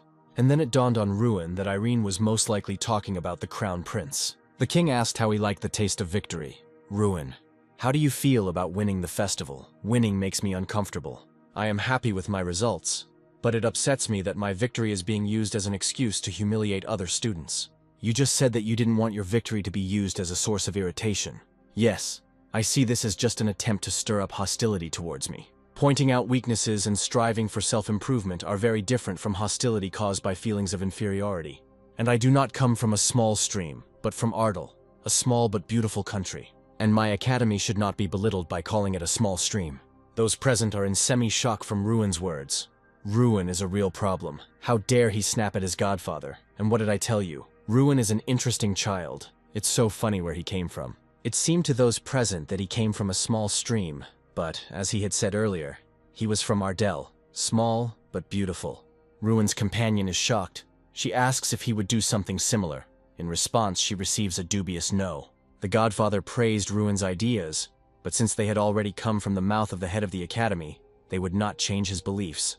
However, his words sounded more convincing than the chapters. I look forward to what the future will bring. The banquet is over for today. The crown prince, irritated, declares that before the end of the banquet, he wants to have a cup of tea with Ruin, saying in a hostile tone that he was not going to take no for an answer. What does the crown prince want from me? The crown prince states in a serious tone that he wants to see Ruin on his side, and he will not accept refusal in this matter. I give you a month to complete all your business, after which I will organize a transfer to a special school for combat mages and provide you with housing. Of course, you will have to think about citizenship, because it is not proper to be a foreigner among the crown prince's allies. But doesn't the empire already have many great magicians? Doom Prime alone is worth something, and that kid ended up losing to you. How could you even bring yourself to recommend a loser to me? And one more thing, when talking to me, you should keep this in mind, that I prefer a simple yes rather than counter questions. But I will answer you. The first reason is the Godfather's recommendation. And secondly, I like your courage. The courage with which you put on these rags to meet me. There was no one like you until now. The courage to openly state one's position to the Godfather. And finally, courage bordering on recklessness to continue asking about something after a warning. Such a person is needed in politics. It turns out that I need to give you advice on politics. Not really. You need to protect me from brothers who do not recognize me. Ruin is tense. The Crown Prince realizes that Ruin does not want to cooperate with him. Therefore, the Crown Prince did not give Ruin the right to refuse. Ruin mentally realizes that becoming the Crown Prince's closest ally is a great opportunity. Most magicians still team up with influential people. If you miss such a chance, you may regret it in the future. Having analyzed everything mentally, Ruin still doesn't want to be someone's mage. The Crown Prince thought Ruin was reasonable, but he turned out to be too idealistic. The Crown Prince asks Ruin that there will be no such opportunity in the future. Ruin may regret his choice. After Ruin's answer that anything could happen, the conversation on this topic ended. The Crown Prince tells Ruin that he is called the Jewel of the Festival. The Crown Prince says with a grin that collecting such stones is his hobby, and so far there has not been a single one that he has not acquired. It's all because I destroy the stones that I cannot possess. Ruin leaves the Crown Prince in tension. After leaving the Crown Prince, Ruin doubts that he made the right decision. While Ruin was thinking, his acquaintances noticed him and called out loudly. Friends ask where he disappeared to. Maybe he went on a date, Ruin says without emotion that this is not the case at all. The Crown Prince, speaking to his godfather, says that he was curious to see the man he recommended. The Filthy King and the Crown Prince discuss the recent dialogue with Ruin. The godfather asks the Crown Prince if he intends to surrender, and he answers with a smile. No. The Crown Prince has no intention of giving up. The evil Crown Prince stands with a mocking grin, confident that Ruin Ardell will be his. To describe the following picture, you can formulate the following sentence. Ruin Ardell, having forgotten about the previous conversation, is talking cheerfully with his friends. Ardell trains day after day. It turned out that the incarnation was female. Ruin Ardell is shocked by what he heard. The incarnation is angry at Ruin for never asking him about this. Ardell recalls that they were sitting together in the bathroom. Ruin asks with a serious look that she has already seen everything. The incarnation admits. Ardell resigned himself and went, the incarnation running after him. Ruin sees off his friends. It seems it's time for him to go too. Ruin and his companions sit and wait. Ardell recalls that the escort asked him to address him as Street Cat. Even with the help of the player's eye, Ardell was unable to discern his characteristics. It seems he is at least on the same level as the professors of the academy. The alley cat briefly briefs Ruin Ardell on the plan of action. Ardell asks the Street Cat not to address him as you. The escort objects, and he continues to talk about the plan. In his story, he says that Ardell must choose an artifact. Ruin is at a loss. The guide tells that Ardell can leave without the artifact at all, because he must choose the item. Ardell comes up with a hypothesis that the artifact may have consciousness. The guide continued and said that Ardell would be assigned a mission. This will be a debut. Ardell selects a mission from the list. Something about this list caught Ardell's eye. Ruin Ardell and his escort arrived at the Crown Prince's residence. The attendant said he would wait at the door to the hall. And so, Ruin Ardell opens its doors. The Crown Prince stands right in front of him. Ruin Ardell received 10,000 gold prize money from the Crown Prince. Ardell leaves the Crown Prince, and he hurries to move on to the next point in his plan. The Tower Master is waiting for him. The Street Cat asks Ruin if he is finally going to take that mission. Ruin Ardell answers in the affirmative. Ardell at the Tower Master. The Tower Master greets him. The Master already knows that Ardell has chosen a difficult mission. He tells Ruin that he could have taken the mission easier. However, he prefers to go into the lifeless wasteland. Ruin consults with the Incarnation. The Incarnation offers Kingram's homeland as its first mission. This is the place where Draca lived for 100 years. Sky Mountain is a place where ancient ogres are rumored to live. However, no ogres live there anymore. It tells the story of a mountain where ogres once lived, but they all died in the Great War, except for the artifact of Kingram. After the disappearance of the ogres, the area became a lifeless desert, and the search mission in that area was assigned the highest difficulty level. No scientist or magician has been able to unravel the mystery of the barrier that gave it the highest level. Ruin is interested in the mountain. The professor thinks that Ruin is interested in the hypothesis about this mountain. Ruin is tense. It turns out that the destroyer of worlds, the dragon, lived in those lands. Ruin does not reveal the real reason for his interest in the mountain. It turns out that the reason is not increased complexity, but a mystery. Ruin is confident that he can solve this mystery. The professor is not confident in his student's abilities. Ruin learns the reason for his professor's recommendation to the Crown Prince. The professor wanted to leave it to the Revadane. The professor guesses the reason for the interest in this mission, but he does not perform Nika actions but decides to observe. Ruin begins to doubt his abilities. He's not sure he'll be able to find out anything. Mishka supports Ruin. Mishka says that Ruin has abilities that exceed human capabilities. Voka comes to Ruin. A delightful boar and a street cat arrived. Mishka doesn't understand when they ended up on the farm because of the way they were treated. The cat and the boar are calling, Ruin, go with them. They all head to the artifact room. The boar and the cat talk about the room of artifacts and their meaning. They are heading to Zone A. It turns out that you can only go into Zone X in the event of a special event, and that even the Emperor is not allowed there. They are in Zone C, and Ruin starts choosing. Kaban says that they only collect items of good quality. Ruin is surprised by the quality of the sword. Ruin finds a book that is over 100 years old. There are many good books in Zone C. The Tower Master gives his charges these books to read, but they are not allowed to take them home. Ruin heads to Zone A, but none of the artifacts reacted to it. It turns out that there were cases when no artifact chose anyone, but extremely rarely, Ruin is at a loss. If you are allowed to visit Zone A, you can attract the attention of several artifacts. Ruin is sad that all the items refused him. Mishka actively supports him. Ruin is surprised by his answer. Mishka believes that these items are treasures for people, but there are no valuable ones in this place. Mishka points to the door leading to Zone X. Ruin and Mishka suggest that there may be artifacts made by the dragon. Ruin does not despair and looks for an artifact in Zone A because access to Zone X is closed to him. A strange green light comes from the door of Zone X. Everyone is surprised. The boar shouts that a special event has happened for the first time in 56 years. The cat tells the professor that Kunhan's tooth reacted to Ruin. The cat confirms the words of the Tower Master. The professor speculates that Ruin may be next to take the throne. In Zone X, there are 3 artifacts, differing in power level.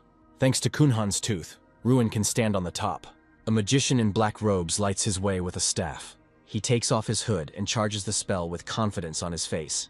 His enemy shows no signs of anxiety. He is completely calm. Great artifact, Kunhan's tooth. The magician, sitting in a luxurious chair, ponders over a plan. He communicates the order of the plan to his subordinate. He thinks about the protection of Kunhan's tooth and how he can deal with it. The magician freezes for a moment when he remembers something. He remembers Ruin, who is a great option for this task. He orders to find Ruina and give him the orders from the magician. A sign at the tavern where you can meet Ruin. A man sells tickets for a bag of coins. Ruin is not at all surprised by his assignment. He is interested to learn about the plan. The magician's subordinate tells him the plan to steal Kunhan's tooth. The subordinate tells Ruin about guarding this artifact. Ruin was very surprised by what was said. He accepts this assignment. The mage's subordinate tells him that this is a very important task, so it was entrusted to Ruin. The gates of a huge, well-protected castle. Entering the castle grounds, Ruin saw 3 goblins in armor. Being as calm as possible, Ruin prepares for battle. There is a slight uncertainty on his face, but the bear supports him. The building of the bar where everyone drinks. 3 drunk men raise their mugs of ale, pleasure on their faces. A large man with an evil grin on his face approaches Ruin. To avoid causing any damage, Ruin avoids conflict and leaves. He meets his friend fast asleep on a bench. Ruin wakes him up and starts a conversation with him. Empty pens where horses should be. Ruin approaches the owner, hoping to buy a horse. But the owner is upset and says that he has no more horses. The hero himself is a little upset, and the bear cub on his shoulder laughs at him. The owner suddenly remembers where Ruin can find horses. The owner tells the hero where he can find them. Ruin feels uneasy about what was said. He remembers the words of the subordinate magician and his task. With a small grin on his face, he talks to his teddy bear. An unknown hooded man eavesdropped on the conversation between Ruin and his friend. His acquaintance is rushing furiously towards Ruin. He looks at the shining coin in Ruin's hands with great surprise. Ruin kneels down, preparing for his task. He set his mind to his task with confidence and a small grin. Ruin remembers the magician and his teacher. Huge mountains reaching up to the clouds. There is a huge sense of self-confidence in Ruin's gaze. He meets a worker in the building who looks very timid and starts a dialogue with him. Ruin listens to him uncertainly, and the bear cub looks displeased. The worker tells something with a smart face. What was said left Ruin in shock. He and the bear cub think about everything that was said. An unknown enemy is driving people crazy with his abilities. Ruin walked up the stairs and thought. He came to the conclusion that he had underestimated his opponents. They might know that he knew about the surveillance. He walked into the room and noticed a note hanging above the bed. In it, they addressed him, explained that they did not intend to cause harm, and asked him not to try to find out their identities, but simply to continue the mission. Despite his rather peaceful way of making himself known, Ruin was angry at his opponents, angry at their brazen attempt to threaten him. He tore the note off the wall. Ruin jumped up and out of the room's window. He rushed headlong through the streets. Strana asked him about his plans. to which he replied that he was going to find them. A mini-map of the town opened on the panel. One of the squad members who was watching Ruin realized that he was going to play with them, and was not going to refuse him this. The man with the skull on his neck gave the order to follow Ruin but not to kill him, and two shadows of the other squad members soared into the sky. Ruin raced through the narrow streets of the city, his opponents following him like bats. One of the group members informed the Scream Mages that Ruin's trail had been cut off. Their leader with a skull on his neck knew that the trail had not ended. Ruin was waiting for them. Suddenly, Ruin Ardell jumped right into the crowd of mages in black cloaks. He hit two. The third tried to use a spell against him. It didn't work. He also got punched in the face. Suddenly, laughter was heard. The leader of the gang was laughing. He did not expect this from Ruin. Ruin realized that something could be achieved from him, and asked who they were. Ruin stood in a fighting pose. The leader was still amused. He told them that the tower commander sent them to watch over the younger comrade in the person of Ruin. Suddenly, he became serious, said that it was nice to see Ruin's abilities, and tore up some paper. He leaned back and disappeared. One of the fallen members of the group lay on the ground, his hood down, so Ruin could see a skull tattoo, the kind he knew the corrupted mages wore. The corrupt mages are a secret group that only does dirty work. All that is known about them is their name, and the presence of a tattoo of a skull with blue flames. What they do, how strong they are, or who their leader is, no one really knows. The country asked Ruin what he thought after the skirmish with them. Ruin had mixed feelings. The members of the group seemed weaker to him than even the festival representatives. The only non-ordinary enemy was the mage who managed to escape. He used a 6th class spell. Ruin knew that he would continue to pursue him. Ruin had a plan. First, he had to make this man appear in front of him. The next day, Ruin went to Heavenly Mountain. The path was so long that it seemed endless to Ruin, but he felt that he was close to his goal. The power circle inside him cannot calm down. He stood in front of the magical wall, finally reaching his destination. Ruin sat down tiredly, leaning his back against the magical wall. He didn't know how to get somewhere that wasn't a building. He tried to understand what the country's phrase meant about a mindset that was not like a human's, because that was the only way to pass the barrier. Ruin began to think that any person would think that the barrier should simply be destroyed, but it was impossible to destroy it in a human way. But what about the ogres? Ruin suggested that he could call the ogres to destroy the wall, but there were no more ogres on Sky Mountain. The country was glad that they had at least come to some kind of idea. Ruin knew that all the ogres of the Heavenly Mountain had died, but that was just the opinion of the people. The country reminded Ruin that his ability was not to confirm or prejudice, but to destroy. Ruin put his hand on the barrier and spoke to the one who was not visible. He said that he came to give the tooth of the leader Kunhan. He stood leaning against the wall and asked if anyone could hear him to open the door. Suddenly, a bright flash blinded Ruin. The entire time, he was being watched by the escaped gang member. He saw Ruin pass through the barrier and was amazed by it. He followed Ruin to the barrier, but it was already closed. Suddenly, Ruin's fist, which extended from behind the wall, hit the magician and he flew away from the barrier. This time, he won't be able to escape. Ruin cast a binding spell at him. The magician, bound by green tentacles of magic, lay on the ground. Ruin won the game. The magician fell into his trap. Jumping over Ruin, the green ogre lands on the tied-up man and smashes his head. Then he stands up, looks at Ruin, and asks with a threatening voice who he is. Strand warns Ruin that the ogre's minds are closer to those of animals. Ruin passes through the barrier of the Heavenly Mountain. The other ogres sniff Ruin, trying to figure out what the human is doing here. Strand once again reminds that ogres do not know what human morality is.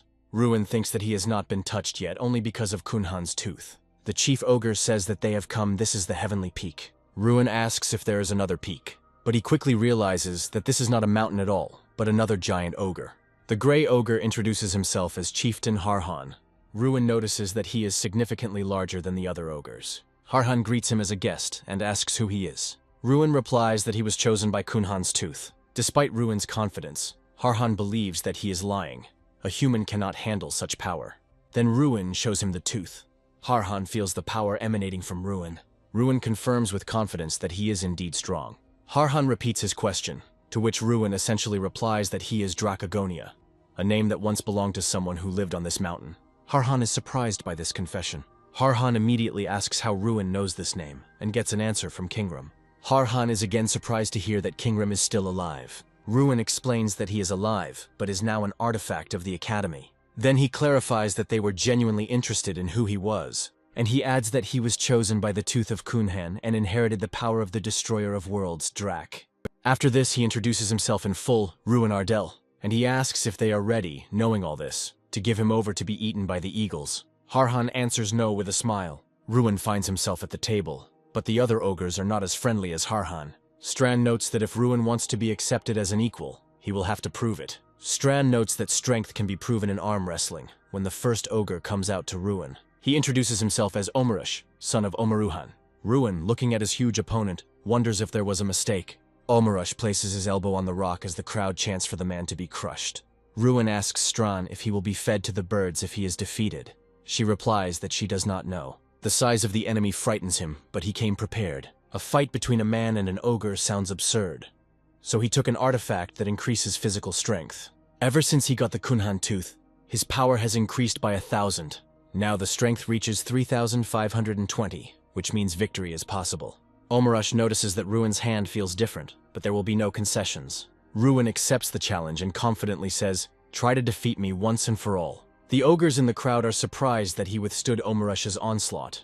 Considering this to be his last attempt, Ruin puts everything into it. Omarush still wins. He is officially declared the winner. Ruin remains lying on the table, a little upset that he lost after giving it his all. He wonders if he will now be sent to be eaten. Omarush admits that Ruin has held his power for a long time. Ruin thanks him for the recognition. Strand congratulates Ruin on earning the respect of the ogres. Ruin, with a confident smile on his face, tells Strand that he will manage to defeat Omarush in a month. When the match was over, the ogres held a sumptuous banquet at the foot of the mountain. Watching the ogres eat, Ruin wondered about the nature of their isolated lives. One of the ogres turned his attention to Ruin. Omarush approached Ruin, who was sitting nearby. It turns out that the tooth Ruin received could be useful in creating something new. Omarush offered his help in creating a weapon that would only be suitable for humans. Ruin, who did not know about this property of the ogre's tooth, was very surprised. Not long before this, Ruin's castle wondered how to use this artifact at all. Unlike the tooth, Algal's staff or Morsha's armor has a specific use. Perhaps the tooth needs to be reshaped into a club. Strand says that now you just need to take it with you, especially since it already increases strength, and how to use it will become clear later. After this memory, Ruin looked again at the ogre who was offering help. The offer was unexpected, but Ruin found it very useful now. Omarush explained that the tooth was very strong and difficult to make something out of, but he, a metalworker, could do it. Ruin says that a person who processes metals is called a blacksmith. Omarush asks if Ruin has any specific weapon in mind. This pleases Ruin. He likes the idea of creating a weapon according to his design. Half a month has passed since Ruin's arrival at Heavenly Mountain. All this time he helped the ogres hunt, or trained in conditions that he couldn't do before. However, something else occupied Ruin's time, namely arm wrestling training with the ogres. Ruin had no chance, 15 losses in 15 games, but he did not give up and trained with Omarush every day. Mishka encouraged his owner as best he could. Omarush also noted changes for the better in Ruin. He stopped using his strength in vain. Ruin knew that he was doing everything right, and victory was just around the corner.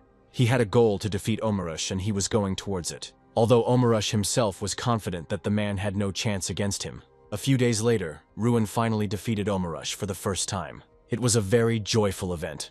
Ruin jumped up from the huge stool on which he was sitting and screamed with happiness. Omarush doesn't seem angry about his loss. Rather the opposite. He was once for Ruin. Omarush called Ruin by his name for the first time, and not just a person, which surprised him greatly. Omarush told Ruin that he was ready and called him to follow him.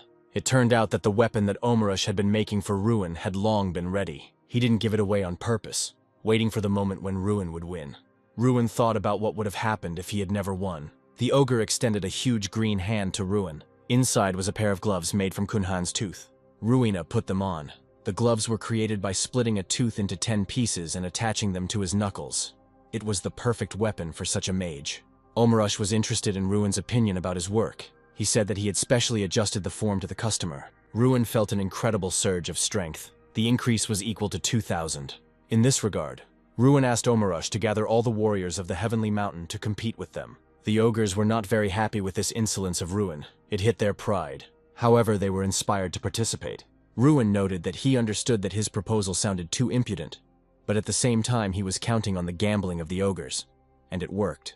All this caused a fit of nostalgia in the country, because Draca also liked to do this. The only difference was that in 30 years of being here, he had only defeated 17 ogres in a row, so Ruin presented something new.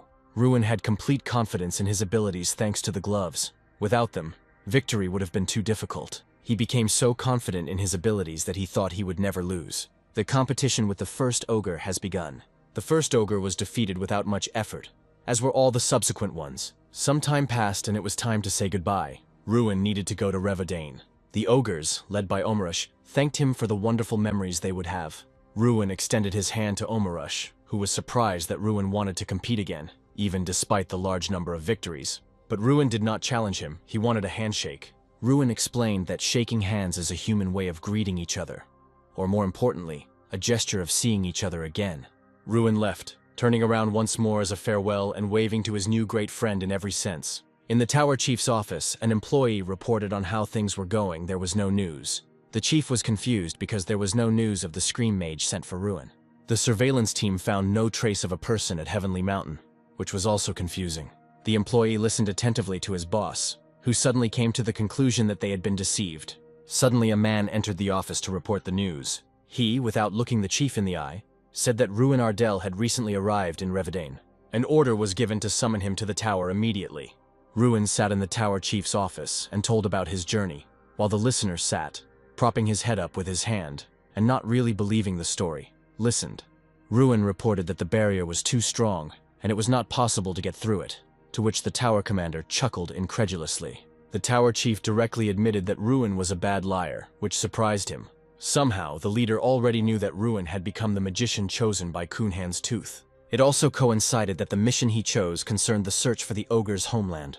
Ruin's mask was destroyed, and he asked without hesitation whether he was being followed. The tower's leader did not acknowledge the surveillance, but said that he was simply watching, fearing a rebellion against the tower. Ruin asks if everyone who goes against the will of the Mage King becomes an enemy of the tower and learns that most do. The tower leader stops the idle talk. He wants to know what Ruin saw on the Heavenly Mountain. With a mad look, he presses on, asking if the first ogres are still alive. Ruin walks out of the tower, breathing a sigh of relief. The leader understands that Ruin will not tell the whole truth, so he asks for at least a non-obvious lie. Even though he can look into his memories, Ruin knows that he won't do that, won't look into his thoughts. Pride will not allow the great king of magicians to stoop to such a level, especially with an ordinary student. The king is surprised by the audacity, and Ruin can hardly be called ordinary. No further questions were asked. Ruin's mission was supposedly a failure, and he was sent back to the academy. Ruin was pleased with himself, and the fact that his ploy to play on pride had worked as intended. Ruin knew he was walking on a knife edge. If the king had been even a little more reckless, he would have been caught. Both understood that this was not the end. The artifact had chosen Ruin, and this only meant an increase in his power, which the king clearly did not like. The king will be watching closely, but for now, Ruin and Strand could breathe a sigh of relief and quickly get away from the tower. Ruin had barely left the train when he was immediately congratulated on his victory at the festival. The academy students picked him up and began tossing him up, shouting congratulations. When Ruin finally entered the room, Jason dropped a heavy box containing a pile of letters addressed to the winner onto his desk. The letters lay in the box in a huge, illegible pile. It turned out that these were not all of them, but only those sent recently. The ones that came earlier were kept in the closet that Jason was just about to open. He pulled the handle on the closet door, and a giant avalanche of paper fell onto the floor. Ruin began to sort through the letters. He even found a very flattering letter from the prince himself. The prince thanked Ruin for rejecting the crown prince's offer, and addressed him as a close friend, although they were not acquainted. Jason was rather skeptical about such pleasantries.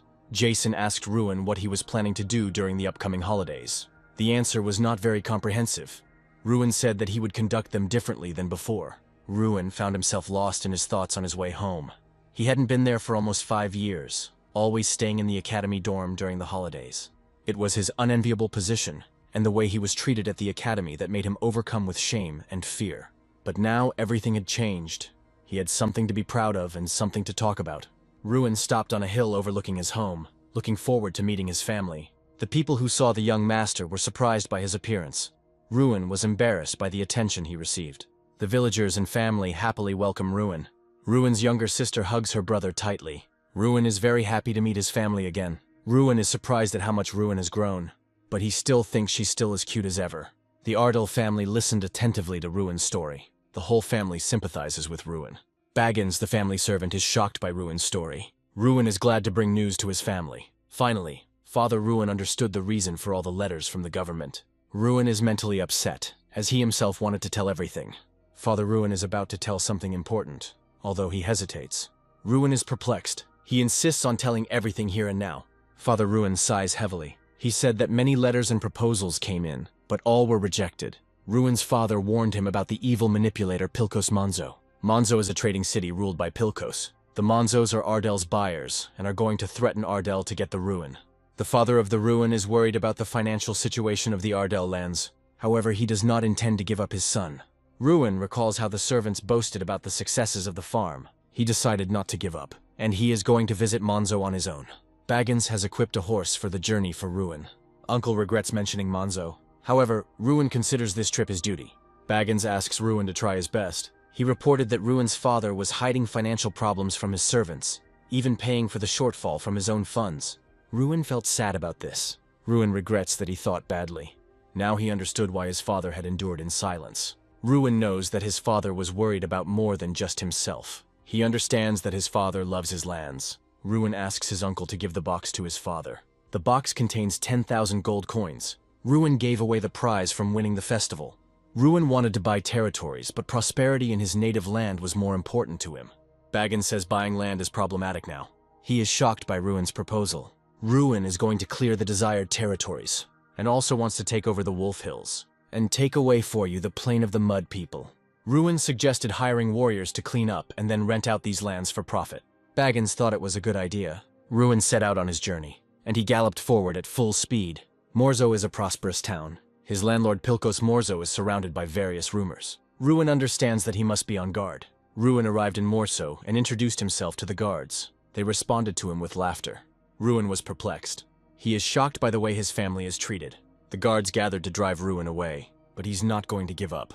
He does not agree to accept this and wants to respond. He braced himself for impact. Ruin attacked one of the guards. Lord Pilkos appeared unexpectedly. He recognized Ruin. Lord Pilkos flattered Ruin sarcastically and bowed. Ruin answered the Lord rudely, and he suggested not to raise his head since the Lord regretted the attitude of the guards. The Lord praised Ruin's straightforwardness. Ruin complained about the guards. Ruin showed that he was unhappy with the way his family was treated. Pilkos saw that the guards were lying on the ground. This made him very angry. The Lord offered Ruin to behave freely, but considered him a rude person. In response, Ruin once again taught the guards a lesson. Pilkos didn't expect this. Ruin was tired of waiting. He told the Lord to invite him inside. Once inside, Pilkos said that he was collecting stuffed monsters for decoration. The Ruins found them creepy. Pilkos agreed that people's tastes differ. Ruin did not understand the Lord's passion. He thought that the Lord wanted to intimidate him. Pilkos offered Ruin tea. Ruin refused. Stran realized that they were being tricked. Ruin answered the Lord, and he poured out the tea, thinking that it was poisoned. Lord Pilkos stated that he was not hostile. Pilkos wants friendly relations. He said he considered his threat an offer. Ruin was angered by this, so he abruptly refused Lord Pilkos. Pilkos pretended to be upset, so he began to threaten to lower the prices of goods from the Ardel lands. Ruin stated his condition, to return the price. Pilkos was rude to Ruin. The Lord reminded him of his own words about worship. And I remembered that magic is prohibited for students outside of school. A crowd of guards burst into the room. Ruin prepared for battle. Pilkos gave the order to attack. Ruin shouted that the Lord was mad. Ruin understood the greedy nature of Lord Pilkos. Ruin quickly rushed into the attack. Gathering all his strength, he flicked the tongue. The knight was sent flying. Ruin used the unique skill Chieftain's Will. Everyone was surprised by the appearance of unknown smoke from the guy. Pilkos Monzo was shocked by what he saw. A majestic fire spirit of incredible size appeared behind Ruin. The knights realized that if they stayed, they would die. The knights fled in fear, but Ruin didn't let them escape, blowing up the entire estate. Monzo watched as the collection he had dedicated his entire life to burn. Ruin wondered if that was really all he cared about right now. It's time for Monzo to pay the price. Now he must compensate the Ardel family for all losses. Pilkos was shocked by the compensation conditions, but young Mr. Ardel gave him no choice. The issue with Monzo has been resolved. Ruin headed back to Ardel. On the way, he met an unexpected guest. It was Lady Irene. 2 months ago, Ruin was bored and wondering how to leave a banquet. Lady Irene unexpectedly joined him. She was worried about Ruin and was glad that the banquet passed without incident. Ruin could not remain silent in the face of insults. Irene asked if Ardel was really beautiful. With joy on his face, Ruin advised me to drop by for a visit sometime. Irene trusted Ruin's words, but Ruin never thought that she would actually come. Sister Ruin was furious. Ruina began to interrogate about their relationship with Irene. She volunteered to show Irene around. Ruin felt awkward that his sister was jealous of Irene. Lord Ardell wanted his son to be honest with him about his relationship with Irene. He was disappointed by Ruin's negative answer. Now the Lord wanted to discuss other matters with him. Baggins brought a box of money. Lord Ardell cannot accept them. He believes that this is Ruin's personal money, not Ardell's. The Lord understands that even though Ruin is from Ardell, he still has other concerns. Ruin knew deep down that his father had done this out of concern for him. He was hurt by this situation, but Ruin insisted on using the funds for the benefit of Ardell. The Lord was deeply surprised by Ruin's desire to be like him. Begel considered that the young master had the right to know that all this time the Lord had been giving away his personal funds. The Lord condescendingly scolded Begel for his initiative.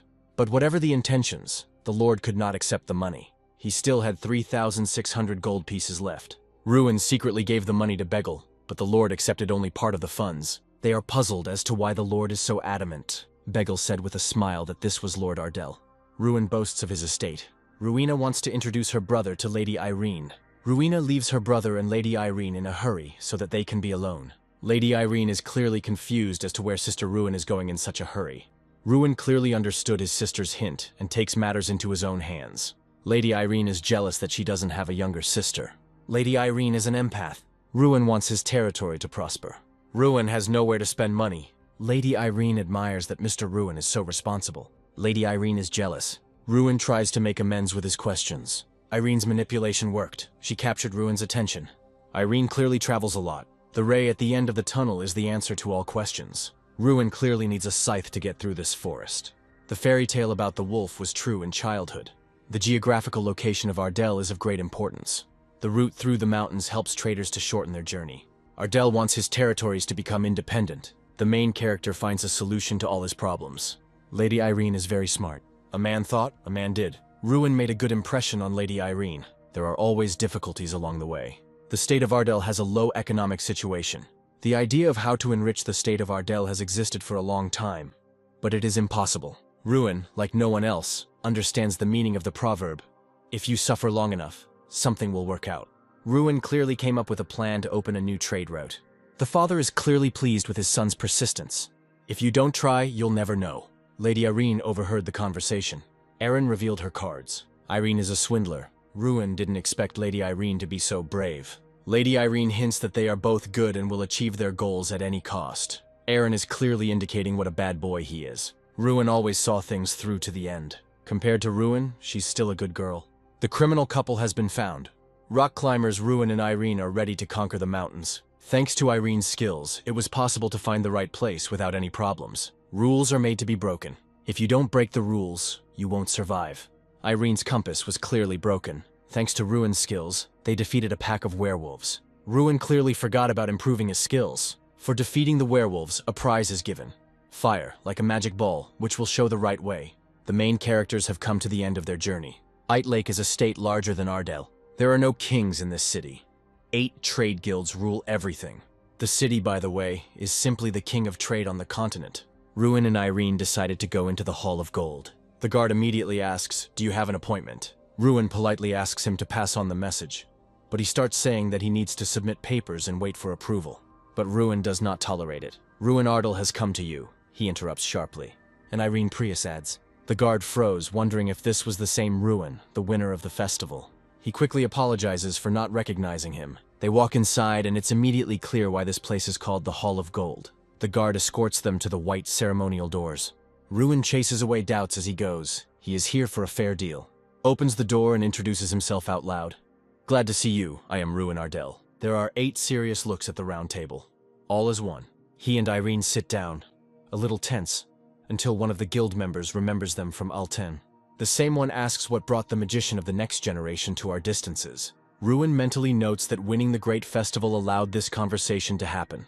Other members of the round table say that it would be good if it would benefit their guilds. Ruin calmly explains that he came to discuss trade between Ardell and Lake. The country quietly whispers that you have cooled their ardor a little. Representatives begin to remember where they have already heard the name of these lands. One of them says that the lord from there had already come before, and they had unanimously refused him then. The reason is that the offer was one-sided and completely disadvantageous. After that, they declare that there is nothing more to discuss. Ruin notes to himself how quickly they change when their interests are touched upon. Neither the status of a mage nor the victory in the festival mean anything here for them. He is just the next lord of a poor region, a young provincial who allegedly tries to extort money from them. He calmly clarifies that this means their decision is the same again. Then he says it's sad to hear a refusal before he's stated the terms. And he puts bags with 30,000 gold coins on the table. Representatives are shocked to see such a quantity of gold. Ruin confidently asks if they have any reason to continue the conversation. There are no kings in this city. 8 trade guilds rule. Ruin reminds that he came with the aim of establishing trade relations. On his way here, he had to face many difficulties, but if it works out, it's worth it.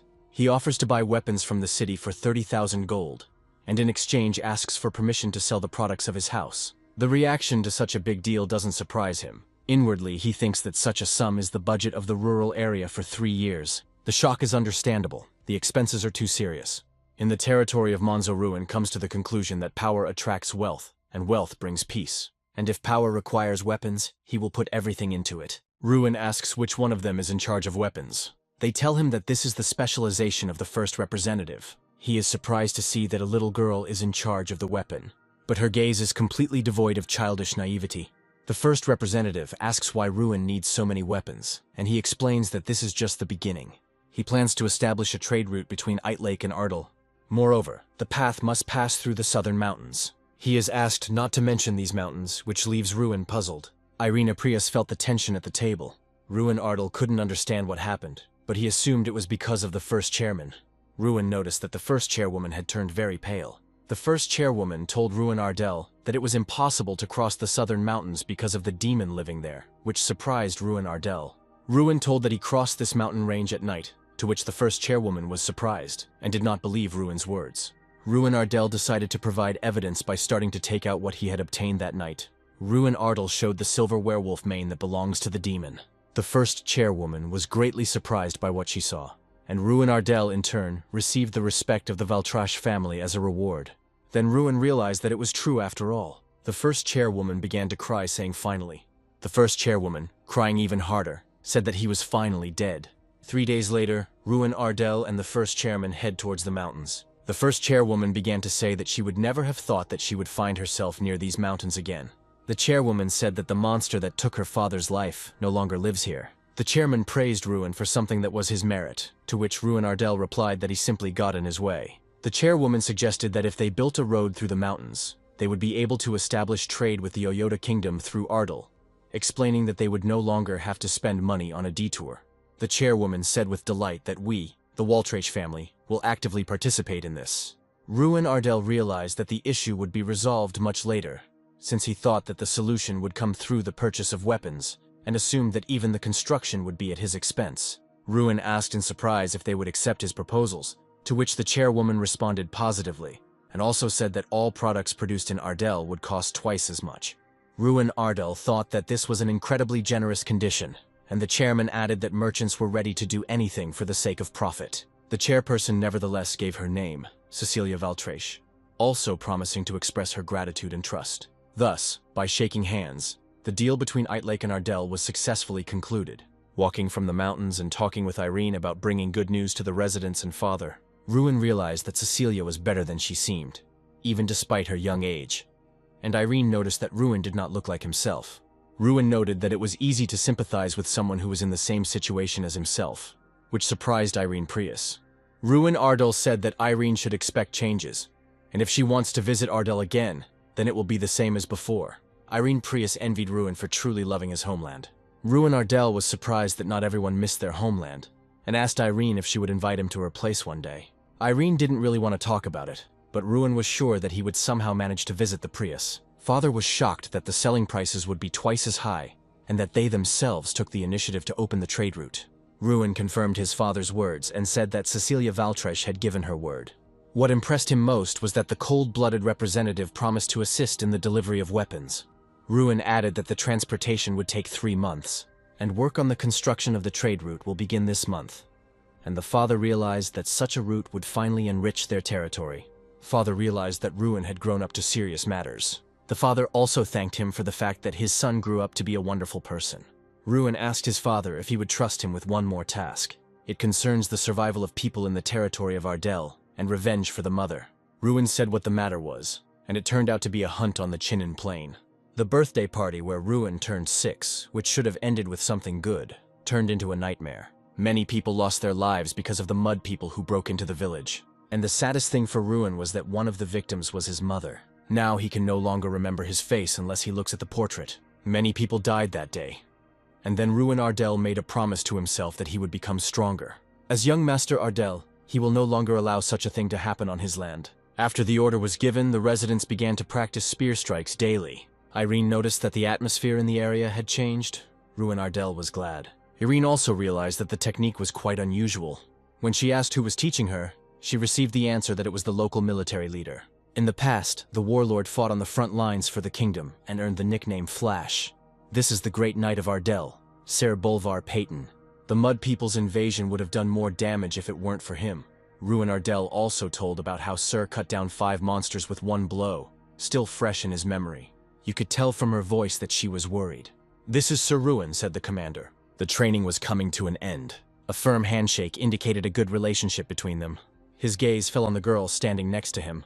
Her words made him tense up. "What do you want to tell Irene?" Ruin asked. It was an honor for her to meet him here. He was impressed by her stories. She talked about the old days. He fought his way through dozens of high-ranking mages.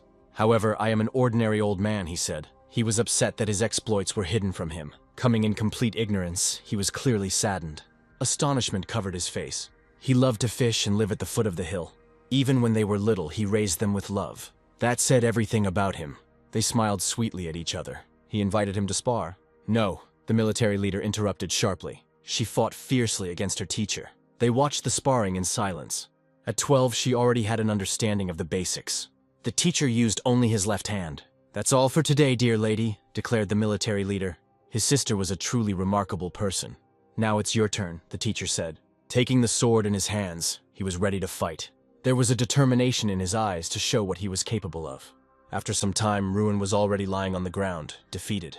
"How much have your skills changed during this time?" Ruin said. He ran through comparisons in his head for this moment. He was the only 6-star knight in the kingdom. He was shocked by what he heard. Suddenly, an emergency task appeared. He began to think about what was the right thing to do. "This is a unique opportunity," Irene said. "You can't even buy something like this for money," the girl said. He was ready to gain experience with determination. "I like the expression on your face," the teacher said. He was waiting for a new sparring session. Their sparring was truly incredible. They trained every night. He made a bold lunge forward, hoping to strike. The efforts began to bear fruit. He stayed up all night fighting with the teacher. He put in a lot of effort. He was ready to do the final task. Brother came from behind Ruin. Relatives were worried that Ruin did not sleep all night, and they really asked to rest a little. But that was his last try, and then he wanted to try something else. And for now, there was one more approach. Ruin surprised his loved ones with this. He was very determined. After all, in those few days of sparring with wooden swords, he had already learned to predict the knight's movements, and could now win using his specialty. Sir Bolvar found it strange that Ruin fought him all night long, but now he realized that he wanted something from him. And he added one new rule to the young master. Now for the next 30 minutes he could use magic against him. But the teacher was not going to give in either, but wanted to see the true skills. Ruin advanced without a sword in his hands and had to close the distance. But in return his body became lighter and his balance improved. When you got that close, the sword became a hindrance because of the blind spot. But there was one thing. He won't give him a chance to get close. The way he dealt with Doom Prime at the Great Festival was by resolving the sword. But that's not a universal strategy. But knights of Sir Bolvar's stature did not engage in direct confrontation, and they redirected the attack force. The plan to get out of the sword's reach was a good one, but as soon as it was discovered, it became almost impossible to implement, because the enemy would try to keep his distance. Sir Bolivar was right. All his strategies were visible through and through, but he overlooked something and blinded him with a magical light. The improvised enemy was defeated. The teacher expected Ruin to use some kind of scary magic, but not a flash of light, and admitted his defeat. But that was the only thing the guy thought of, and apologized for catching the teacher off guard. The task was completed, and he finally achieved what he wanted. The sister who arrived began to scold him that even in sparring it was impossible to throw Sir Bolvar to the ground. But Sir Bolvar hastened to reassure her, saying that everything was fine. During this time he learned a lot, and for Sir Bolvar it was a pleasant experience. The vacation was coming to an end, and there were 10 days of travel ahead to the academy. The short vacation came to an end, and it was time to leave our native land. On the way, they saw workers who wanted to finish work quickly and finally have a drink. These workers were sent by the Waltrache family because a lot of labor was needed to build the base in Ardell. The constructed routes will be used to deliver weapons for the destruction of monsters, and workers will visit the restaurants and hotels of Ardell. And all this will bring great benefit to the territory. Before leaving, Ruin wanted to tell his father something. He handed over a box with 12,000 gold coins, which he asked to use for Ardell's development. The father did not want to take them, but he calmed him down by saying that he kept 400 coins for himself. The father was ashamed to accept this money. He felt indebted. They hugged goodbye. The holidays were over, but they were productive. Having said goodbye to everyone, he set off on his journey with Irene, and when it was time to part ways, she told him very important things. At first he couldn't believe his ears, but Irene confirmed that what he heard was correct. She promised to help him in the destruction after graduating from the academy, and would follow him to the end. Irene was a very unusual person, and promising to strive again, she took off and headed to her academy. The faithful horse carried Ruin towards the academy. They had been on the road for about a week, and had finally crossed the border and entered the eastern region. Unlike the southern one, there were a lot of people here, and Ruin witnessed a fight on the street. One guy stood up for his sister and asked her to let her go, but his opponent continued to mock him, and money was to blame for this situation. The bandit threatened to take everything their family owed, even if it meant selling the boy's sister. But the guy couldn't let that happen. These words made the bandit very angry, and he hit the guy in the face again. Hans found himself on the ground after a strong blow. His enemy grabbed him by the hair before the guy even had time to realize what was happening. Ruin was passing by not far from them, and saw this. He was extremely angry along with his friend. Poor Hans was thrown to the ground and kicked in the back. Ruin dismounted from his horse and headed closer to the showdown. Passers-by stopped him and hinted that he shouldn't get involved in other people's squabbles. Then he asked why they were standing there and watching without providing any help.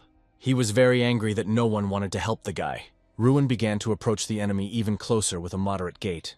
They shouted after him that it wasn't worth it, because it was very dangerous. The enemy turned his head to the left and was surprised at what kind of guy he was, and began to be cheeky towards Ruina. He approached the insolent man closer and used a crushing blow against his enemy. His group of bandits were surprised, along with the captive, at what was going on. He struck again, and the enemy didn't even understand what was happening. The enemies ran away, leaving the people alone, but Hans asked who you are, to which the guy replied, I am Ruin. It was deep night outside. Only smoke was coming from the chimney of the house. Ruin sat in their house and ate while calmly talking to them. The guy said that it was all because of their parents that they had problems, mentioned that no one would touch the bandits, and that the boss himself was killing a lot of people. They discussed this problem for a long time. Ruin realized that the situation was dire. The boy thanked the savior for his help. The guy asked if he was the winner of an important festival. Ruin replied, You heard from the professor of the Night Academy. Hans couldn't believe his eyes. He was extremely confused. As you know, he heard when the fight was happening. How good. Our captain said a lot of good things about you. Hans replied that he dreamed of being like his captain, but Hans is in very poor health. They pick on him, asking how he can stay at the academy with such skills. Ruin replied that this is a good benchmark and example for motivating himself in the future. The captain said that I had talent and that everything would work out. He declared that he would shine and be the best of the best. After all, his teachers believe in him until the very end, and the captain also gives hope to Hans. Ruin supported the guy and said that everything would work out. Ruin swallowed the food and felt a little uneasy. But suddenly the guys heard loud screams from the street. The bandits returned and they went in a crowd to attack Hans. One of them kicked down the door, angrily telling them to surrender. But there was nothing in the house except Ruin. The guy hit the enemy with all his might, and he flew out of the house at the speed of light. Ruin left the house and told Hans to hurry and protect his sister. The warrior hinted with his fist what awaited them if they did not leave. Concentrating, he directed all his strength into the glove with stones. The bandits were ready to attack, pulling out their guns. Ruin began to kill everyone with one blow. With one blow, all the swords broke. The robbers were confused by what was happening. The warrior gathered all his strength and power and aimed them directly at the epicenter of evil.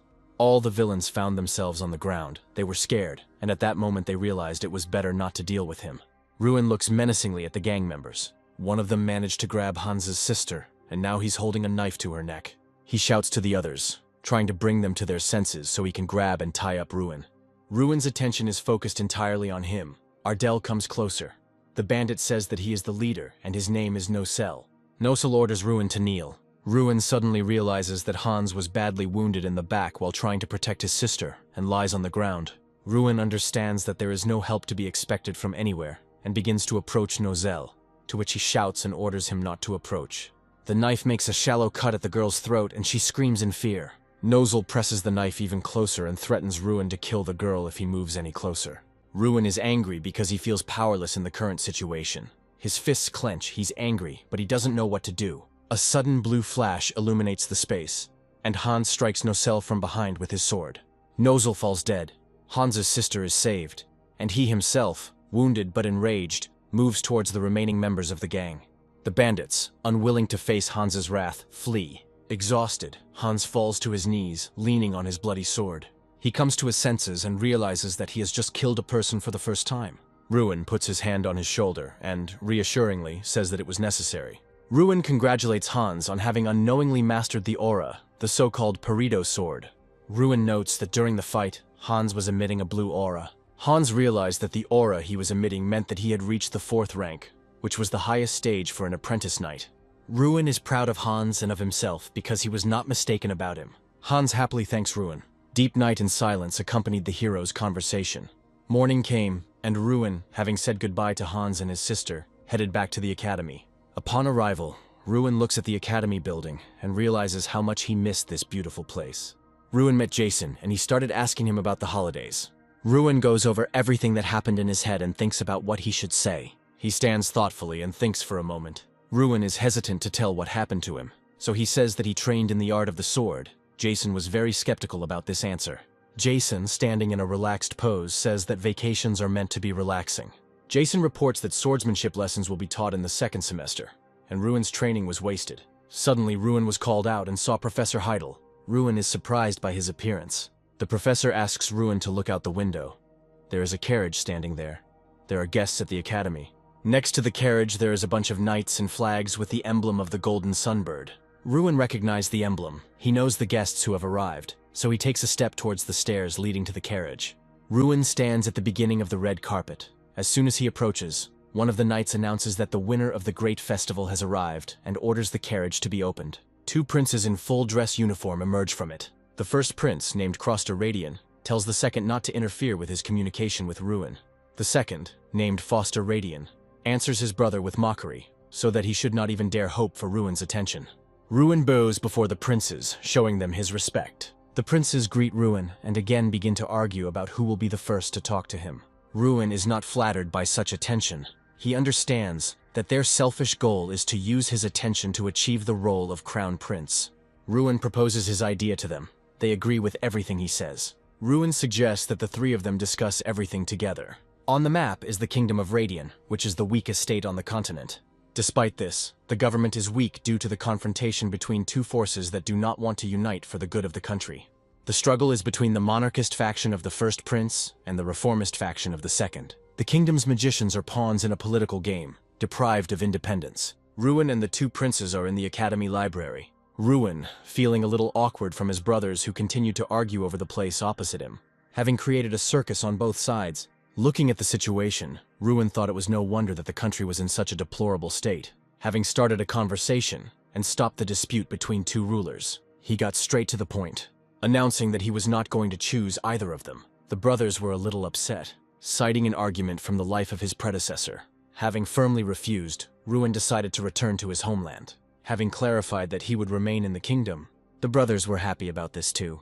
Ruin hinted a little about the state of his native land. The crown prince promised to provide support in any matter. His brother also expressed a desire to help. Having started to quarrel again for the hero's favor, they bumped heads. Ruin, however, was glad that they were fighting for him. The brothers decided to give gifts to mark the release of Ruin. After leaving the office, they talked a little more. The princes were pleased with the hero's current decision, but it wasn't without benefits for himself. One of these was military support during the cleanup. The princes publicly declared Ruin the protector of the royal family. Ruin himself was not particularly happy about this, although it is only a formality before it gains official status. Despite this, everything went without any unnecessary problems. The other students admired him, but it was time to return to class. Although everyone was more interested in making noise, Mikhail Guerrigil began to appear on the horizon, started shouting and threatening. He was suspended for a month for using a prohibited potion during his fight with Ruin. The mages of the entire kingdom are under the control of his family. Ruin began to respond to his words. Stepping forward from the crowd, Mikhail just asked, "Do you think you won?" He turned around and left.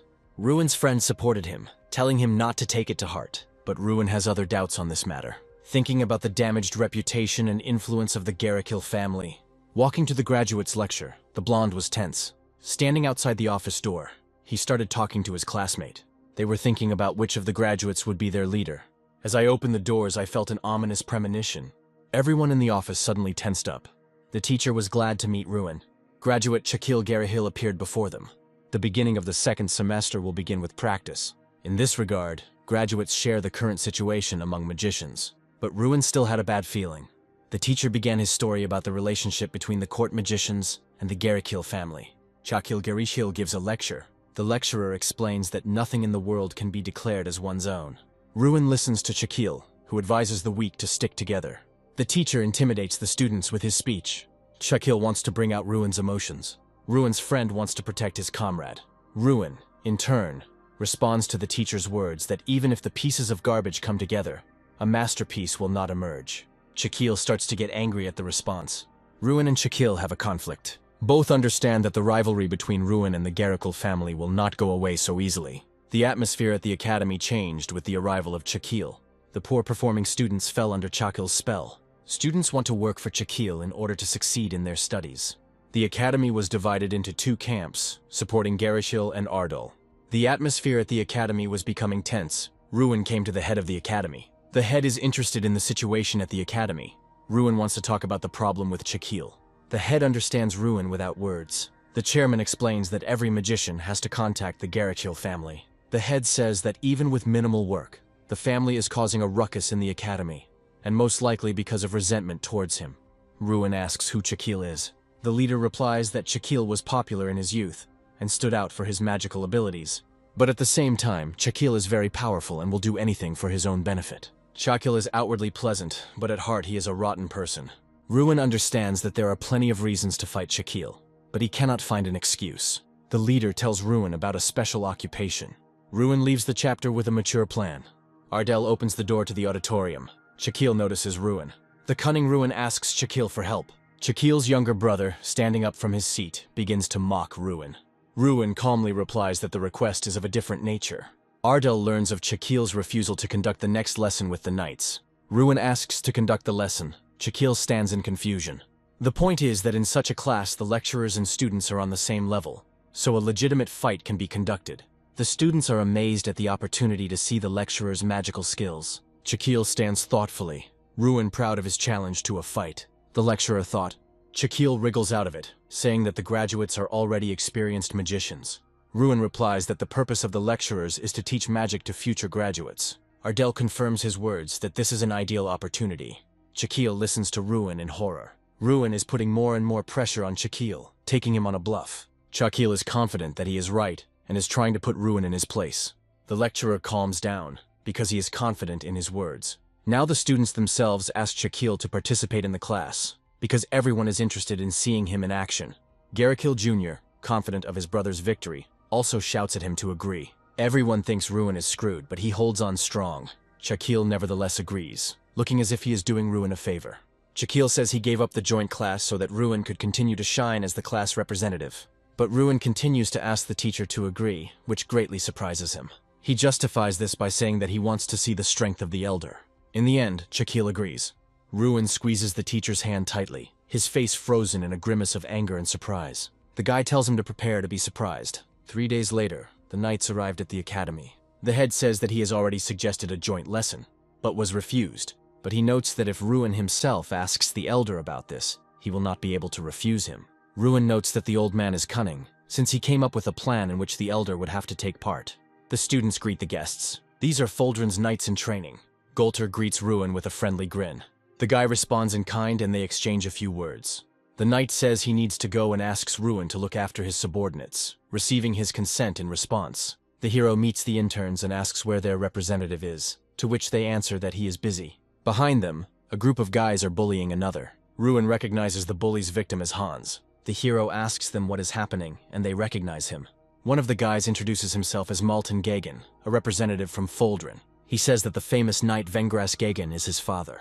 However, Ruin does not understand why he needs to know this and politely asks for an answer to his original question. He repeats it again, to which he is told that Hans simply did not listen, and because of this, he was punished. Maltin gets angry, claiming that the question was rude and asks if Ruin knows Hans. He replies that they are friends, causing the intern to laugh and call them commoners. Maltin says that the Ardell family is not particularly influential, and is surprised that with such a pedigree, Ruin was accepted into the academy. Ruin doesn't understand what he's getting at. His face takes on an irritated and surprised look when he realizes why the intern is so hostile towards him. An elder emerges from the crowd, greeting Maltin, who is his brother.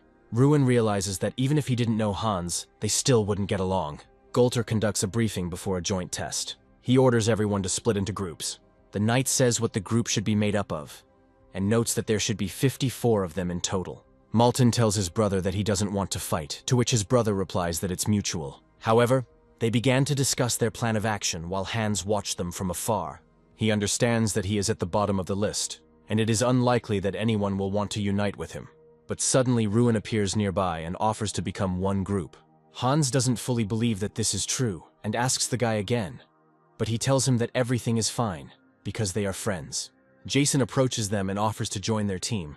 He says that Ruin's friends are his friends, thus encouraging Hans. The blonde suggests that the intern address each other informally, receiving consent in response. Ruin says their goal isn't just to get a good grade.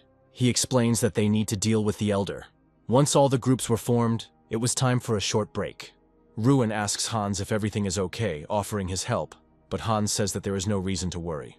The intern says he is glad to see his friend, but remarks that it would be better to pretend they were strangers. He justifies this by saying that many people don't like him. Ruin says that everything is fine because he is his friend. They see Maltin in front of them, and Hans confirms that it was he who beat him. Ruin learns that the bully is a 4th-level knight, and understands why Hans is afraid of him. Ruin remembers the blue aura that surrounded Hans during the fight with the gang leader. Hans stands at the window. He is scared and tense. His wounds are fresh. He does not yet realize his strength. Ruin tells Hans that he wants to deal with Maltiv. Ruin asks Hans if he is willing to continue being the whipping boy, or if he wants to change something. But Hans doubts that he can win. Ruin confidently says that Hans is capable of everything and has enough strength in him. Maltiv and a couple of his friends hear this conversation. The knight calls Hans. Hans confidently refuses. Maltiv reacts with confusion to Hans' refusal. He did not expect such an answer. Maltiv begins to draw his sword and threatens to kill Hans if he does not come immediately. Hans immediately grabs his sword, but Ruin stops him. All parties involved are in disarray, but Ruin once again firmly stops Hans, telling him not to stoop to Maltiv's level. Hans doesn't take his hand off the weapon. Ruin tells him that the fight will happen today, but a little later and it's worth waiting a little. Ruin, having stopped Hans, rushes to meet Maltiv himself and a fight almost breaks out. Suddenly Maltiva is hit in the cheek by someone's knee, and his sword ends up on the floor. The knee belonged to Sir Golter. Maltiv Gagan, thrown aside, sits on the floor. Sir Golter addresses him with a complaint. Maltiv begins to justify himself, but his naked sword says more than he does. Sir Golter strips Maltiv of his position as knight in training, and threatens him with disciplinary action for inappropriate behavior. Maltiv tries to use his family's name, particularly his father's, to protect himself. But Sir Golter is sure that Sir Vengras Gagan will be terribly angry that his son took out a sword at the academy and tried to threaten them. Maltiv is scared by this. Ruin looks down on Maltiv as he listens to his horrified apology. Maltiv is frightened by the mention of his father, but there is much more anger in him. Joint classes between knights and students began, and the first part was training in combat and defense. Sir Golter was beautifully stern in his shiny armor. He taught how to neutralize a mage's spell casting time in battle.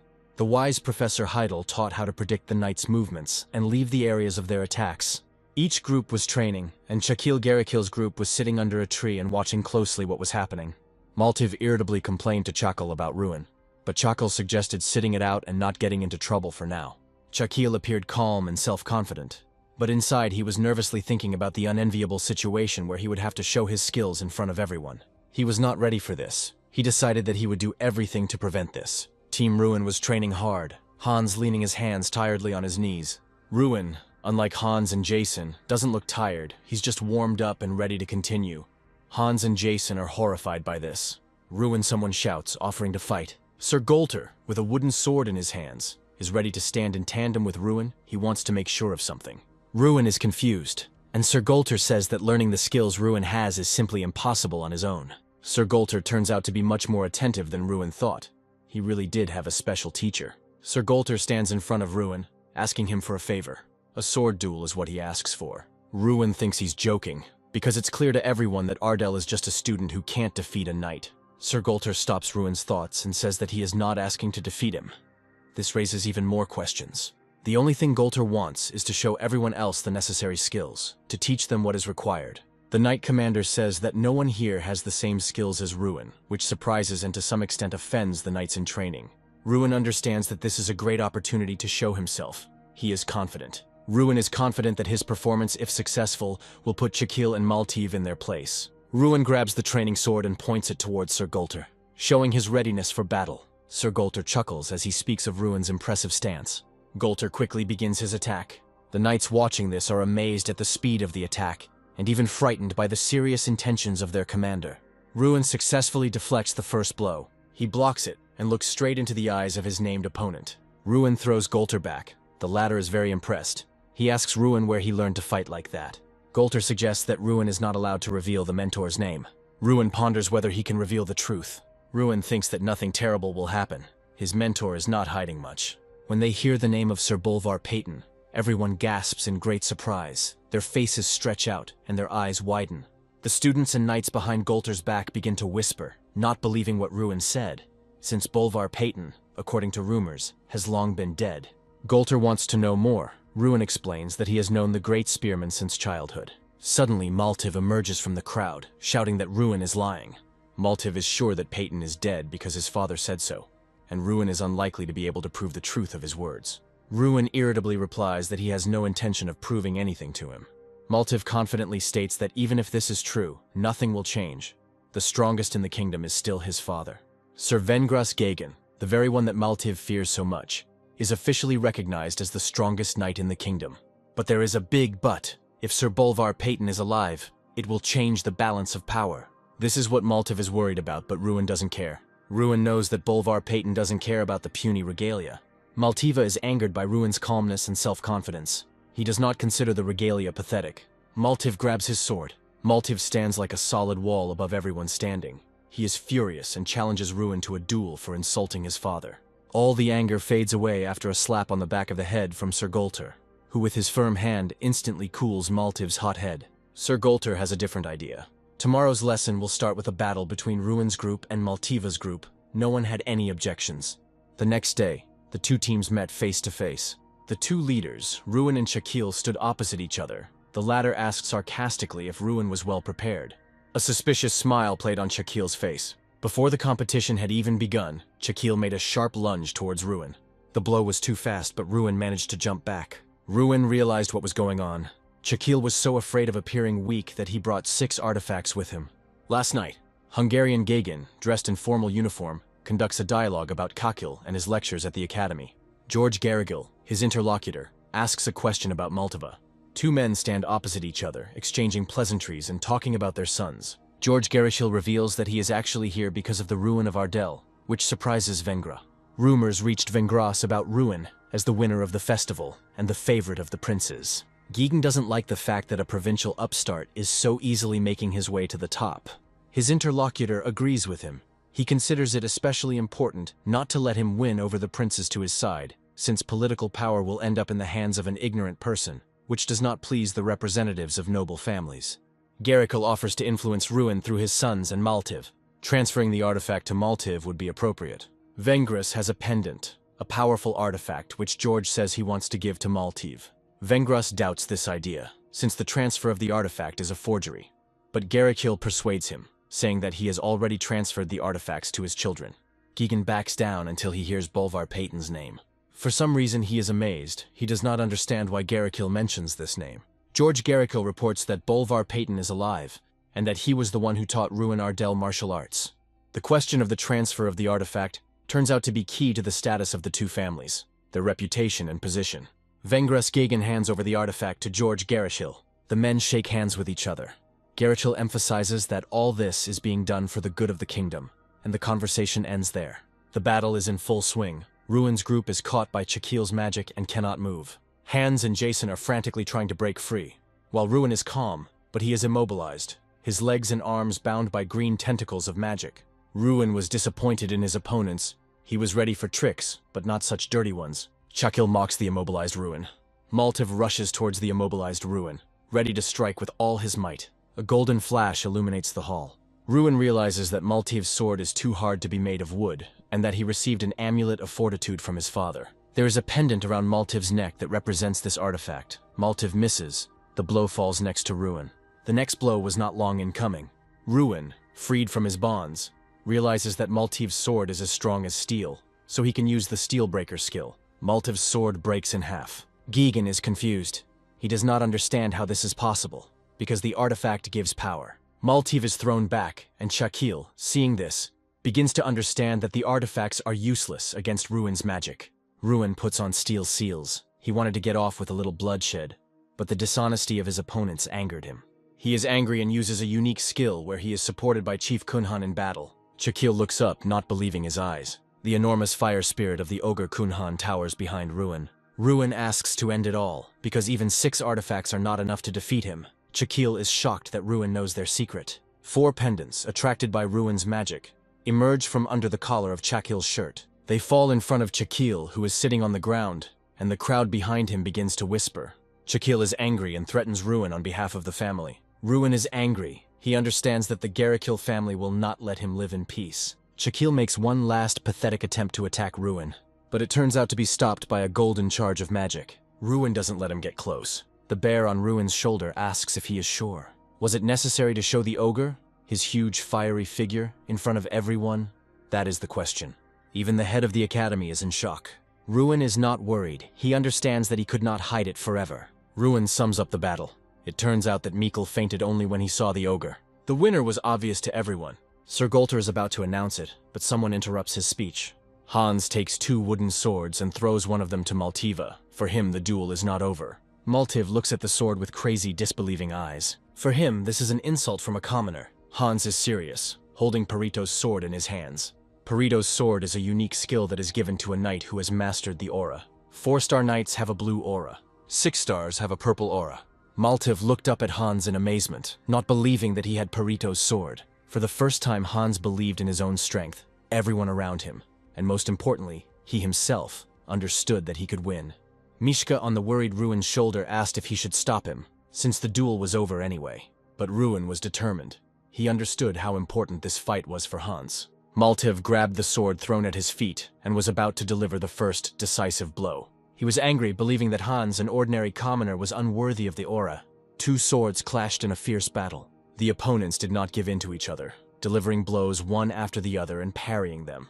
Hans asked Maltiv why he still clings to statuses. Hans finally found the strength to answer the offender. He believes that Maltiv was simply lucky to be born into a rich family, and that he is nothing more than that. Maltiv did not expect such insolence from what he considered to be a commoner. The battle reached a critical point. Maltiv activated the artifact and his sword acquired a blue aura. He jumped at Hans with a furious cry. Ruin, realizing that Hans will not survive, rushes towards him. The professor and the commander do the same. Something happens that no one expected. Hans throws Maltiv away with one blow, and he loses consciousness. Maltiv lies unconscious on the ground, defeated by someone he didn't expect to be defeated by. Hans stood there in complete confusion. Ruin ran towards Hans, shouting something. Both looked down at Hans's hands, unable to recover from what they saw. In Hans's hands, a sword blazed, filled with the energy of fire. In the building, along a stained glass window with blue wrought iron bars, Ruin walked with the head of the academy. Ruin understood the intent of the chapter. There is a painting in a decorative frame hanging on the wall. 2 men in formal suits stood opposite each other, holding their hands to their mouths, and thoughtfully discussing something. The fair-haired young man listened to the noble's conversation with half an ear. Ruin and the head of the academy are standing by the wall and talking about something. In front of them was a staircase leading to the basement of the academy. Ruin watches the leader closely. He waits to see what will happen next. The head encourages Ruin. In front of him stood a huge fire energy ogre with white eyes and large fangs. The leader tells Ruin that no matter what happens, he will always be the same Ruin Ardell that he trusts. Ruin thanks the chief for these words. Concentrating, Ruin opened the door. He greeted the ogre with a grin on his face. A huge ogre in fur clothing and a large crystal on his belt sits on a throne. Ogre asks Ruin to tell him everything that happened on the Heavenly Mountain. Ruin tells the ogre everything. In a huge throne room, Ruin stands in front of a huge ogre sitting on a throne, and between them stand large and tall knights in armor with axes. The ogre laughed, showing huge white fangs. Ruin continues to talk about his victories in every match. The ogre, covering his face, said that he was happy to hear about his homeland after so many years. He thanked Ruin. A blue screen appears in front of Ruin. On the screen, Ruin saw that his strength had increased by 1,000. The ogre said that this was his gift to Ruin. Ruin was surprised that his strength had increased to 1,000, and Strawn had received 5 stars. Stran, standing on Ruin's left shoulder, was delighted that she had reached 5 stars faster than she expected. Stran began to growl strangely. A fiery, furious energy appeared around the countries. Ruin covered his eyes with his hands from the bright light. The human form of Strawn appeared before Ruin. The stairs leading to the basement echoed. Below, a multitude of ogres with glowing eyes had gathered. The main ogre's eyes lit up too. He gave Ruin some parting words. Stran rejoices in his new human form. Ruin couldn't believe that Stran had turned into a girl. He closed his eyes, trying to think of how to explain everything to the head of the academy. Stran herself explained everything to the surprised head, that she was an incarnation. Ruin made a remark to the impudent Stran. The head thought about how to introduce Stran to the academy. He came up with it. Stran introduced herself as Ruin's cousin. Ruin's classmates were shocked by what they heard. Ruin's best friend Jason got down on one knee in front of Stran and offered her a tour of the academy. Ruin was glad that everyone believed their legend. Ruin was called out by his friend Hans, and he remembered that today was the day of his departure. It's sad that we have to part again. I'll visit you sometime. Hans asks if he can visit Ardell after graduation. Ruin, without hesitation, says, "Of course, you can visit us."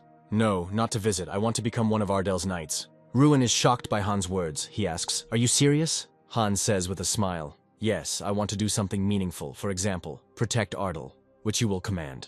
Ruin received Hans' words with joy, and a third comrade joined them. He says at the top of his voice that he will also help Ardell, being close to the Lady of the Strands. Ruin looks questioningly at his friend and does not remember giving such permission. The friend was outraged, he said. "Who jokes like that?" All the friends laughed. Ruin mentally rejoiced that his friends would move to him in Ardell, the capital of Radian, D-Radian. A man expresses dissatisfaction that despite his large investments in Malta, he lost to a newcomer.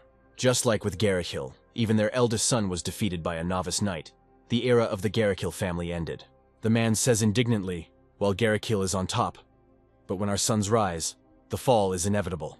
The men decided to change sides and join Ardell. "But their leader does not accept money," one of the men said with a grin. Who would not like money? A man approached them unnoticed. It was Commissioner Josh. He didn't like that they wanted to join Ardell. At the sight of Commissioner Josh, everyone present became frightened and began to give up their positions, saying that it was a slip of the tongue. Commissioner Josh tells everyone present that the Garrickhill family has been in power since the founding of Radian, so their worries will not come true. The men present fearfully agree with Commissioner Josh. The commissioner is angry at Ruin Ardell for his victory over Chakil and Mikkel. With anger on his face, he says that he will kill him, no matter what it costs him. Another important lesson of the second semester is related to visiting the capital. The students are excited that their classes will allow them to visit the Magic Tower and meet the court magicians. Ruin's friend asks if they can finally meet Josh Garrickhill, and she gets a yes in response. Nowadays, visiting the capital is like visiting the enemy's lair, where you will have to face powerful magicians. Ruin's friend asks if this Josh is strong. Ruin says he is a 7th class mage like their academy leader. To Ruin's response, Stran only laughed that if she had her previous strength, she would have easily defeated him. Ruin, who uses the system, still has no information about the head of the academy. Ruin cannot relax vigilance in the country. After some time, everyone arrived in the capital. The students were happy that they were able to visit such a beautiful place. Ruin, tired from the journey, says that indeed the capital is the capital, only a brilliant grandeur, unworthy of such a small kingdom. Josh greeted the head of the academy. The head was surprised why he appeared here in person. Josh tells the leader that isn't it too rude to ask? When promising students of the kingdom come to me, I should at least greet them. However, this is not the only reason for my visit. Josh approached Ruin and said he wanted to see how the children had grown up, so he could understand how his sons had failed. Josh said with hostility, "So you are Ruin Ardell." Their looks were full of hostility towards each other. Ruin, having analyzed Josh's system, found out that he was not a 7th circle mage, but a 6th circle mage, and wondered how he was able to deceive everyone. Ruin looked at Josh's artifacts with a sneer and realized that his son was just like his father. Ruin was about to leave. How Josh angrily grabbed Ruin's hand and said he wasn't done talking yet. Ruin was surprised by Josh's aggression. Josh repeated what he saw as funny here. The leader intervened in the conversation, telling him to stop this since Ruin was still a student. An enraged Josh told him not to say anything. "You may have power at the academy, but not here. Here in the capital, the care of the students falls on me. The leader said in a serious voice that if this justified threats against the student, we would be forced to return to the academy. Josh just laughed at these words. Josh also said mockingly, "You thought, I don't know, that it was your idea to make a laughingstock of my son in front of the school by luring him to an open lesson." After hearing Josh's words, the head of the academy said his name with anger. The enraged head of the academy released Mana. Josh asked with a smirk if he wanted to continue, answering his own question. Ruin intervened in this conversation, telling Josh to his face that it was interesting, and Josh, surprised, asked what.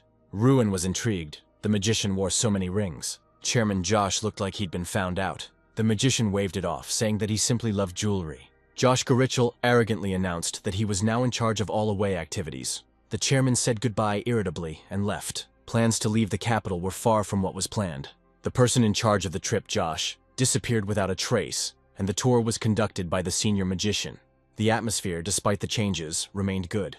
But Ruin and Strand sensed something was wrong. Someone was following them. On the street, they noticed suspicious people in robes. It turned out that these were the ones who were watching them in the palace. Ruin realized that this was an illusion. He felt a faint, barely perceptible magic. The landscape, even the passers-by, everything was unreal. Strand was irritated and indignant that she had not noticed this. The old man began to run away, trying to lure Ruin out. Ruin suspected that the 6th class mage, Josh, was behind all of this. But such magic is beyond the power of one person. There are more of them than he could imagine.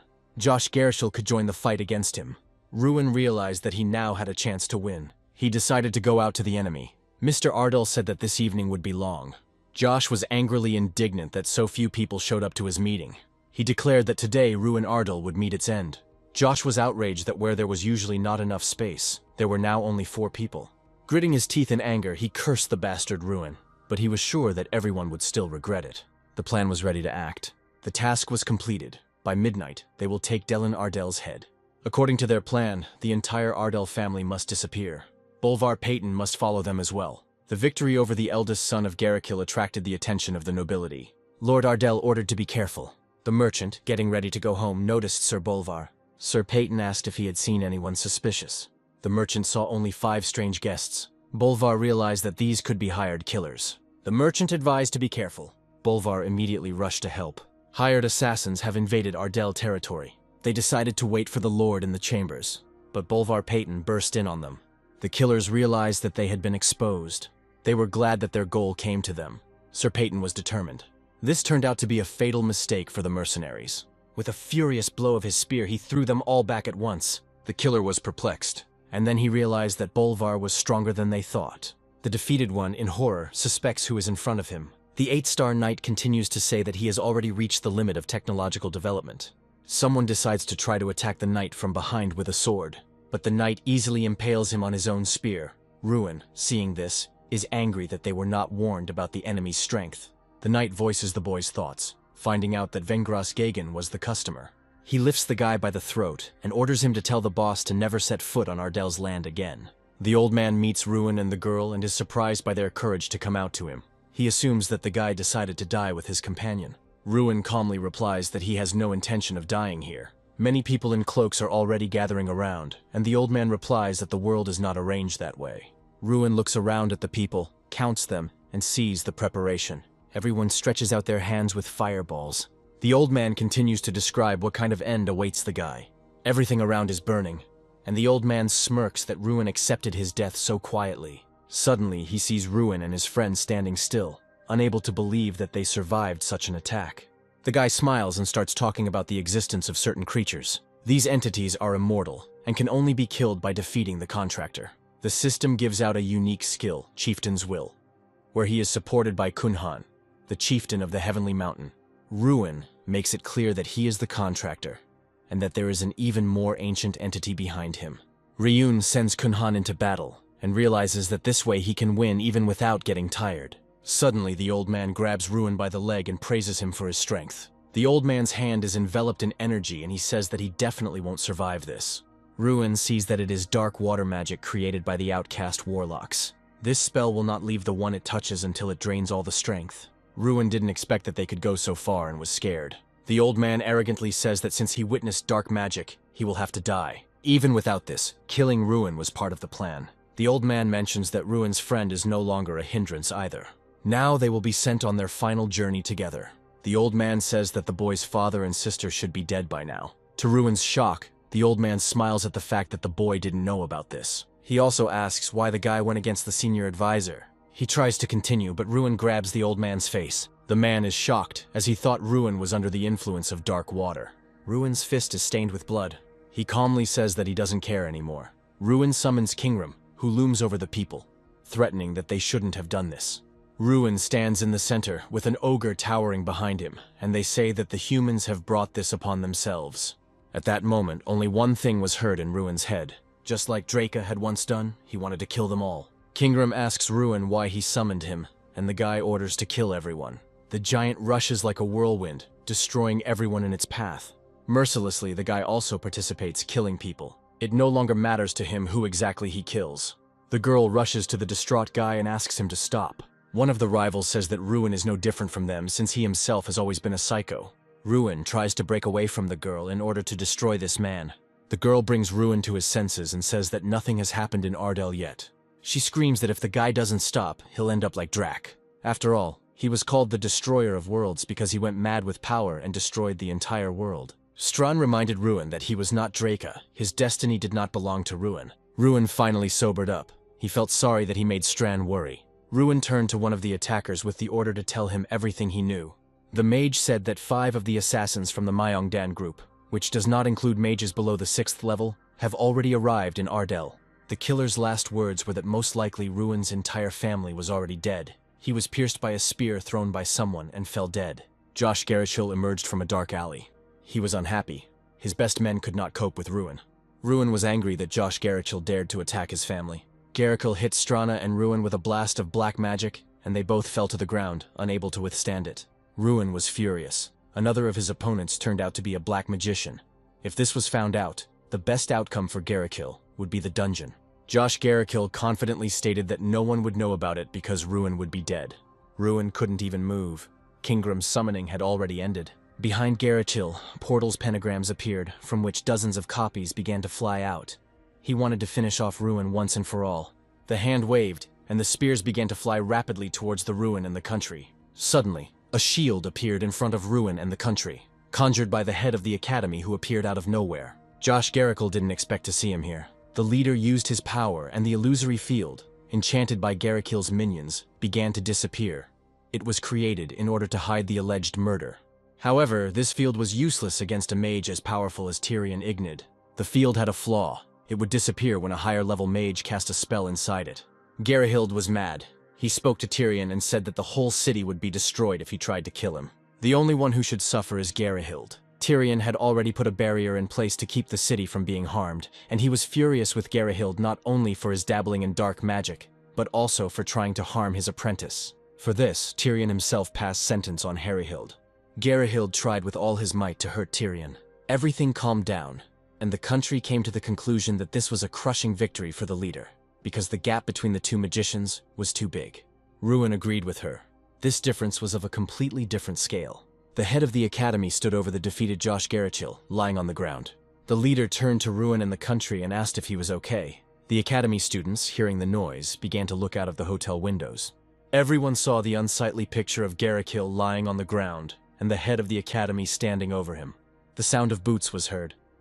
Princes with a detachment of soldiers were approaching the heroes of the silent scene. They were very worried about Lord Ruin, who was targeted by the dishonest Garishil. They both ran up to Ruin with alarm. The princes tried to show that each of them was more worried about Ruin than the other. Nothing changed. Finally, they noticed Tyrion and the man lying on the ground. Josh Garishil lay face down on the ground, not moving.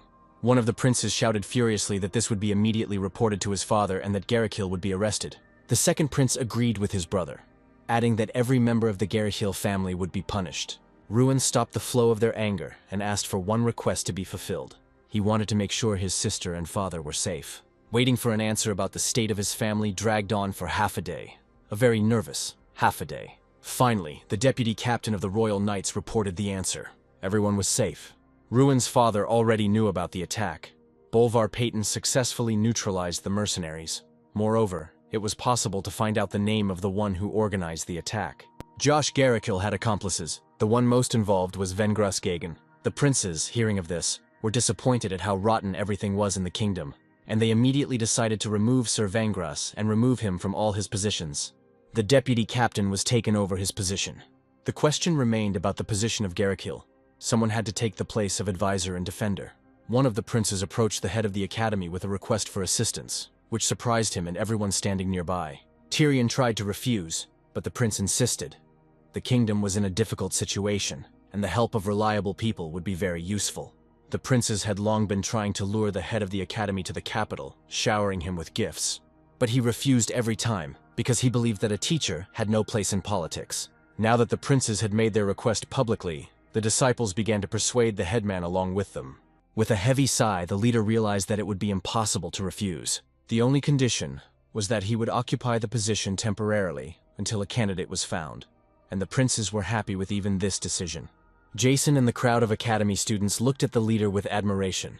Ruin smiled softly. He was glad that everything ended well. Dawn came. Ruin dreamily looked at the sky and thought how quickly time flew by at the academy. The final exams would soon begin.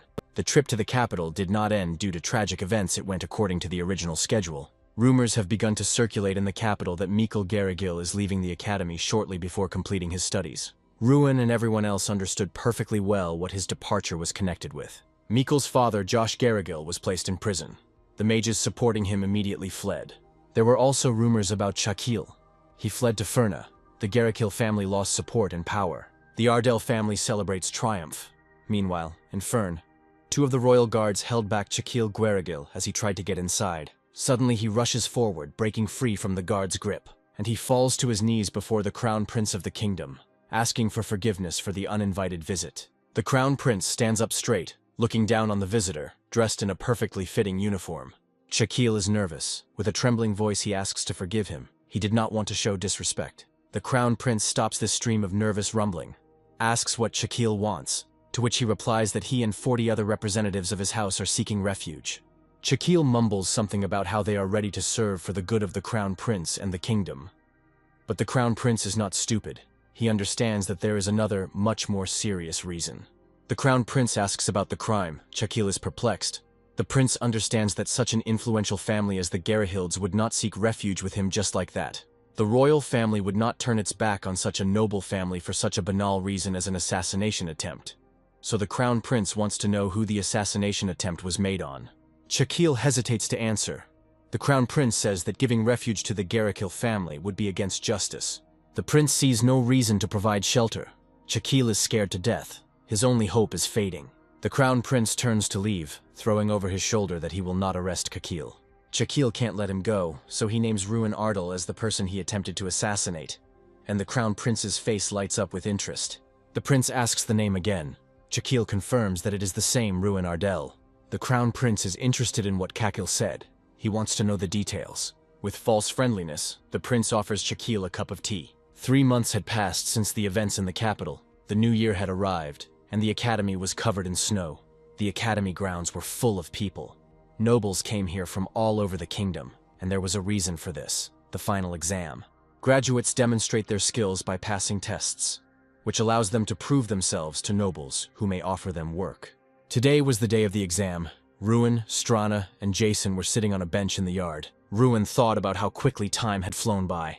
Jason notices Ruin's thoughtful mood. He pulls him up. Ruin asks if Jason was prepared. Jason replies that he doesn't see the point in bothering, since he'll be going to Ardell with Ruin anyway. Someone is calling Ruin. His sister arrived. Ruin was glad to see her. Behind her he could see his father and Sir Peyton. Ruin was glad to see them all, especially after recent events. He remembered again what had happened. It lay like a heavy burden on his heart. His father hastened to reassure Ruin, saying that on the contrary, he was proud of his son for his steadfastness. Ruin thanks his father and Sir Bolvar again. Sister Ruin notices the country, wondering who the lady is standing next to her brother. Ruin understands that the excuse about his cousin and relatives won't work, so he tries to justify himself by saying that Strana is just his friend. Not only has Ruin's family come to visit, but Jason is trying to introduce himself to Ruin's father by calling himself his adopted brother. Hans arrived with his sister, whom Ruin had saved, and Seth with Irene. Suddenly everyone started turning around and whispering in surprise. Ruin turned around and realized who everyone saw. The princes had also arrived for the final exam. Ruin didn't expect to see his most powerful patrons here, and Arid and Sita were also surprised. Everyone was told that the exam would start soon. The students were asked to go into the arena. Ruin said goodbye to his guests. Those who came to support Ruin smiled, and his sister wished him luck. Ruin was grateful for such support. He was ready to give his all. Suddenly, he noticed two men whom he had never seen before. But he had the feeling that he had met them somewhere before. Ruin asked Strana if they seemed suspicious to her, to which she replied that Ruin knew them. One of them, the fair-haired, dirty King Theron. The second one, with red hair, is the Crown Prince. Their magic did not deceive the country. Although the faces were changed, the aura remained the same, frightening. Ruin wondered why such difficulties were needed to get into the exam. Most likely, they came secretly to see how much stronger Ruin had become. Ruin will stand firm on his previous answer no matter what they offer him this time. Ruin decided to give them a spectacle they would never forget. Let their efforts not be in vain. The final exam contains 3 stages: isolation, ice battle, and destruction. Students must pass all 3 tests as quickly as possible. The first stage requires getting out of a well-fortified door. Jason is tested. He thinks about what can be done with the lock on the door. There are many options on how to overcome a closed door. The method used does not matter. The main thing is a successful result. Jason successfully passes this test and escapes from the locked room, as do the rest of his group. The second test is a stark contrast to the first and makes the exam much more difficult. An ice monster appears. Many students find themselves at a loss. Some are cornered by the monster. The final step is to destroy the wall using your most powerful magic. Once this is done, the exam is considered complete. Jason is the first of his group to pass all the tests. Only 3 of the 10 members of the group complete the exam. Ruin stands at the podium and waits for his turn. The rest of the students are nervous. Ruin was happy for his friend. It turns out Jason really had been actively preparing. Only 3 of the entire group passed, and they had little time left. Ruin was thinking about how he could complete the exam in the minimum amount of time. Finally, it was the turn of the 7th group, and Ruin was in it. The stands were filled with guests who came specifically to see the performance of the Academy's best student. The Crown Prince and the King watched Ruin's every move carefully, curious to know how much stronger he had become. The King asks the Crown Prince about his plans. The Crown Prince came here to make the final proposal. Ruin will no longer have the opportunity to agree. The Crown Prince needs him, or rather, his power is needed, which must be restrained and directed in the right direction. The test has begun. Ruin stands in front of a closed door. Ruin looked at the walls of the room and realized that it would not be possible to break through them just like that. Ruin found the weak point of this room, the lock on the door. It was steel, and Ruin had the skill of Steel Destroyer. The people in the stands, waiting for the players, discussed Ruin and his successes. Suddenly there was an unexpected explosion. Ruin Ardell was the first to successfully escape from the room. The King and Crown Prince were pleased with the successful completion of the test. The Tribune was shocked, because on average this test takes 5 minutes, but Ruin needed 13 seconds. The winner would always be Ruin. He had immortalized his name by going down in the Academy's history as a record holder. Now he was ready to easily pass the remaining 2 tests. Everyone on the platform sat with their mouths open.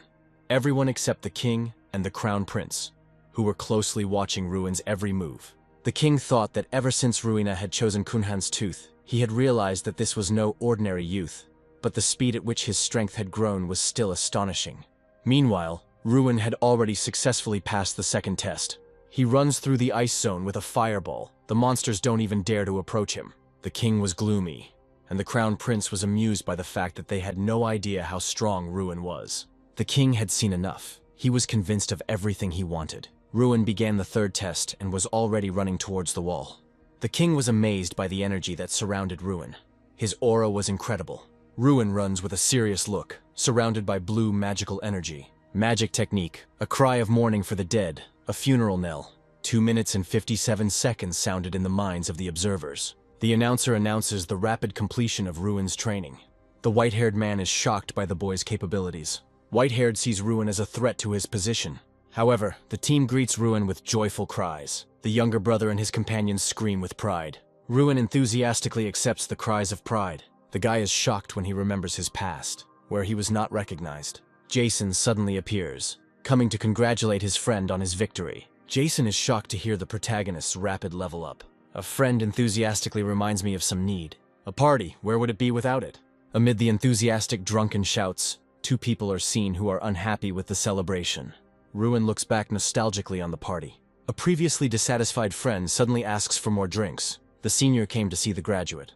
The chapter reminds us of the release and suggests having some fun. Ruin thanks his elders for teaching him. The elders say goodbye to Ruin because he has a difficult journey ahead of him. The young man is invited to become a professor for the next graduates. Drunk Ruin in thoughts, the head of the Eastern Trading Company interrupts the calm. The company's companion is shocked by Ruin's confession, asks the guy to answer honestly where he knows him from. Ruin figured out their identities because they forgot to hide their presence. The King of Magicians was taken by surprise. The king is impressed by Ruin's capabilities. The last offer from the head of the company to the young man about following him to the Empire.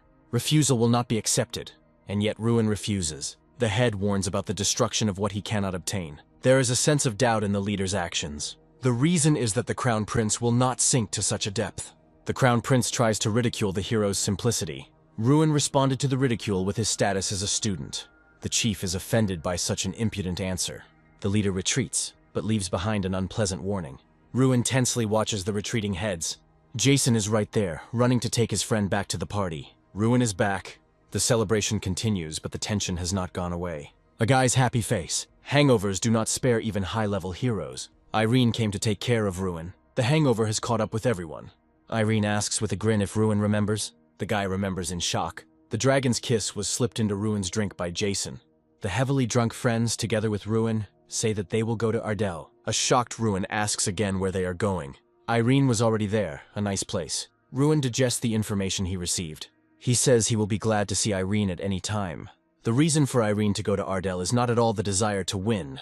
The head of the Magic Academy, Ignite, announces Ruin Ardell as the best graduate.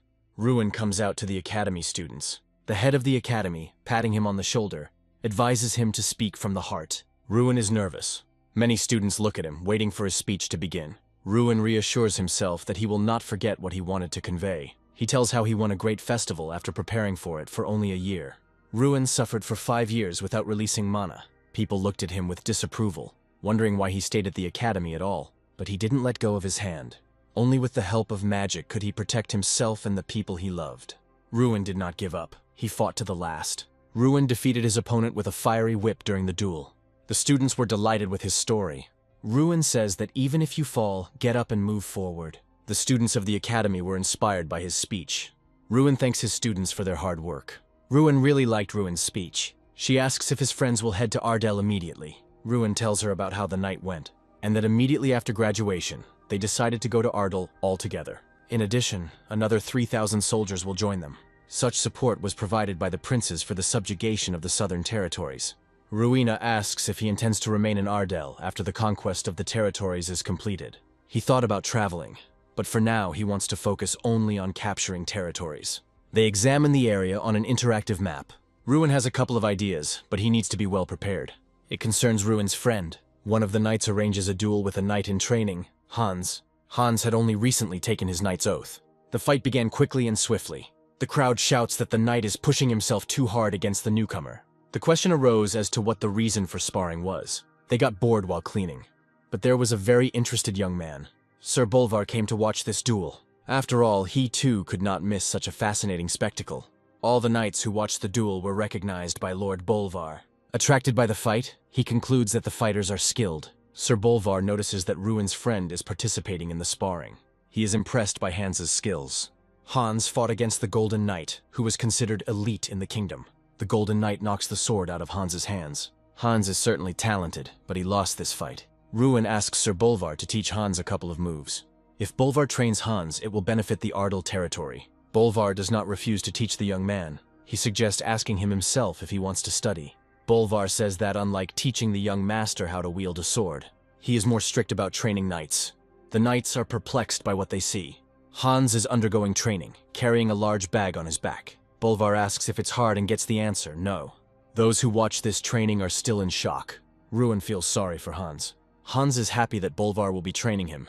He is confident that he can handle the training. The observers ask the stranger his name. They are at a loss, having asked a question, but do not receive an answer. Bolvar is informed that all copies have been transferred. Bolvar didn't hear what was said to him. Those watching were shocked by what they heard. Bolvar was indeed standing in front of them. Ruin is asked if Sir Bolvar is really so revered by the knights. It seems so. The knights have a hard time keeping up with Bolvar's training.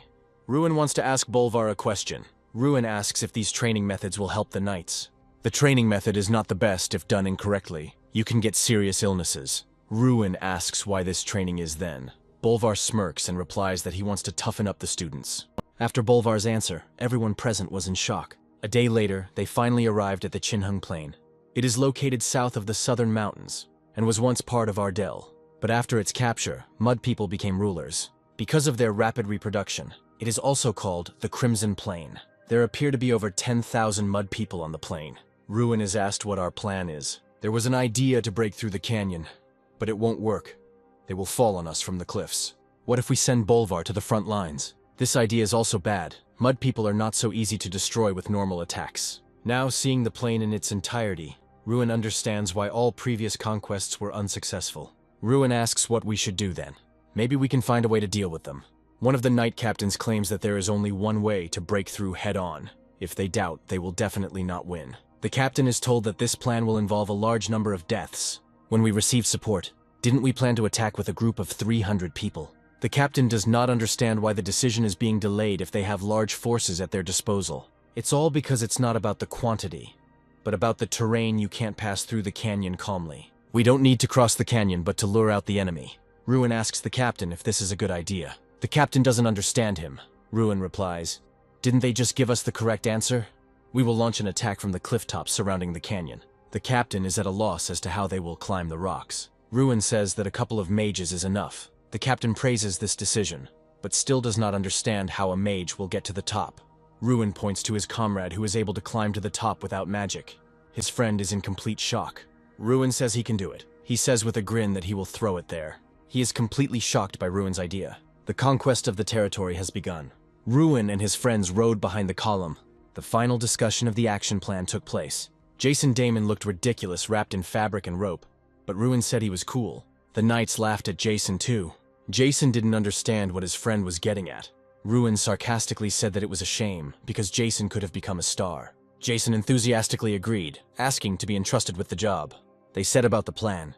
Jackson was nervous. Ruin, ignoring his friend's request, sent him flying with force. Jackson felt like he was going to die of fear. When he landed, he was surprised by the accuracy of the throw. Ruin laughed as he noted Irene's ability to catch the flying boy. Jason noticed something with a worried expression on his face. He saw that he had to pull out the Mud People. Their number could not be estimated. Jason thought it was simply impossible to do. Ruin cheerfully supported his friend. Jason gritted his teeth and steeled himself. He created a ball of fire, and he unleashed hundreds of fireballs on the monsters. The sky was filled with a rain of fire. Although the cloud was not of impressive size, it was enough. Ruin handed over further actions to the captain. Now Irene and Ruin could begin their work. The Mud People ran in fear in one direction. They ran towards a side path out of the canyon. But on their way were Sita, Irene, and Ruin. The vile mudworms were doused with a wall of light fire. He boasted that he had become stronger, but it was too early for joy. The monsters began to crawl upward. Jackson started calling for help. Irene volunteered to help. Jackson feared that he would die a virgin. Irene appeared right in the air above his head. Irene unleashed a powerful attack on the Mud People. This situation made her learn something funny about Jackson. The girl realized that Ruin's words were true. Mud monsters have trouble escaping from behind rocks. Now everything depended on the people from the capital. A wave of mud monsters came rushing in. Confusion was evident on the knights' faces, but in the name of victory and the kingdom, they were determined. The knights moved towards the enemy. Ruin and Seta heard the sounds of battle. There were almost no monsters left near them. Ruin left this work to Seth and volunteered to help the knights. Seth expected to hear this. Ruin moved to help, avoiding the monsters. The knights of the kingdom go on the attack against the mud monsters. The soldiers notice something strange. Perhaps it is a person. They hear the sounds of an explosion and think that it is their allies, the magicians. The soldiers are scared because they don't understand what's happening. The sounds of explosions were emitted by Ruina, smashing and destroying all the monsters in his path. He rushed past them in a bright flash of fire. Ruin flies to the aid of the soldiers, which helps them in their advancement. Sir Bolvar Peyton did not doubt the young lord, so he is not surprised by such strength. In the place where the magic of Ruin appears, not a single living monster remains. Ruin, unlike the creatures, remembers how this land of Ardell was destroyed. Horror of people, death and destruction. And the mother, Lady Ardell, who lost her life due to the attack of monsters. The magic of Ruin is stronger than ever. It absorbs everything in its path. The campaign went well, and upon returning home, Jason's first act was to talk about his role in the victory, trying to impress the girls. The girls didn't listen to him very attentively, being distracted by Ruin and Seth passing by. Ruin, smiling to himself, thought about the successful campaign to cleanse the lands. He walked past the talking soldiers, one of whom had a bandaged arm, thinking about the injured but fortunately not dead people. Captain Morrow was also pleased with the outcome of the matter, and remarked how pleased the princes would be. Seth informed Ruin that he was returning to Oyotu tomorrow. Jason finally got the girls' attention. Ruin enters the house, and is informed that his father is on the veranda. He is in a thoughtful mood today and should not be disturbed. He clearly remembers his dead wife, and her portrait hangs in the hall of the house. Ruin thanked Baggins' servant for telling him about his father. Baggins thanks Ruin and says that today is the happiest day of his life. Baggins bows and says that what Ruin did today will never be forgotten by the locals. Ruin takes a step towards the door and tugs on the ornate carved handle. One more step, and he is in his father's room. Ruin finds himself on an open veranda. He immediately understands what his father is thinking about, because he himself cannot forget the day his mother died. Amid the general joy of victory, Delin Ardell went deep into his thoughts. Ruin thinks he entered unnoticed, but Delin knows his son is here. Ruin is about to leave and not disturb his father, but he, on the contrary, calls his son closer. Father offers Ruin wine and he does not refuse. The wine turns out to be special. Aged for 17 years, it is called Selvrook. But as Ruin's father says, he and Maria, his mother, called it something else. Ruin is surprised that his father started talking about his mother. The wine was made on Ruin's birthday. The father passed the glass to his son. Ruin saw his reflection in the crimson drink. The father and son took a sip from their glasses. Ruin compliments the taste of the wine, which his father is pleased to hear. The father asks Ruin about his future plans, and learns that his son plans to further expand his territory. Suddenly, Ruin got a system window with a message. Something was wrong. Strahn was worried about Kingram. Strahn insisted on rushing to the academy immediately. Ruin turns to his father, saying that he asks for forgiveness, but he urgently needs to go to the academy. The father is confused, and does not understand why there is such urgency. He sees how serious Ruin is and lets him go. Ruin, without going to the door, jumps from the open balcony, simultaneously thinking about why a new task appeared immediately after the cleanup operation. In the basement of the academy, opposite Kingram, stood a magician in whose hand a spell was being born. Apparently, Kingram, not expecting the attack, was unable to repel the attack in time and lost his arm. He was on one knee, holding on to the place where the limb was missing. Kingram talked to the mage who attacked him. He heard rumors about him in the academy. The attacker was the filthy King Theron. Theron wondered why Ruin had the strength of an entire ogre. He started digging deeper through Ardell and the academy and realized what or who was going on.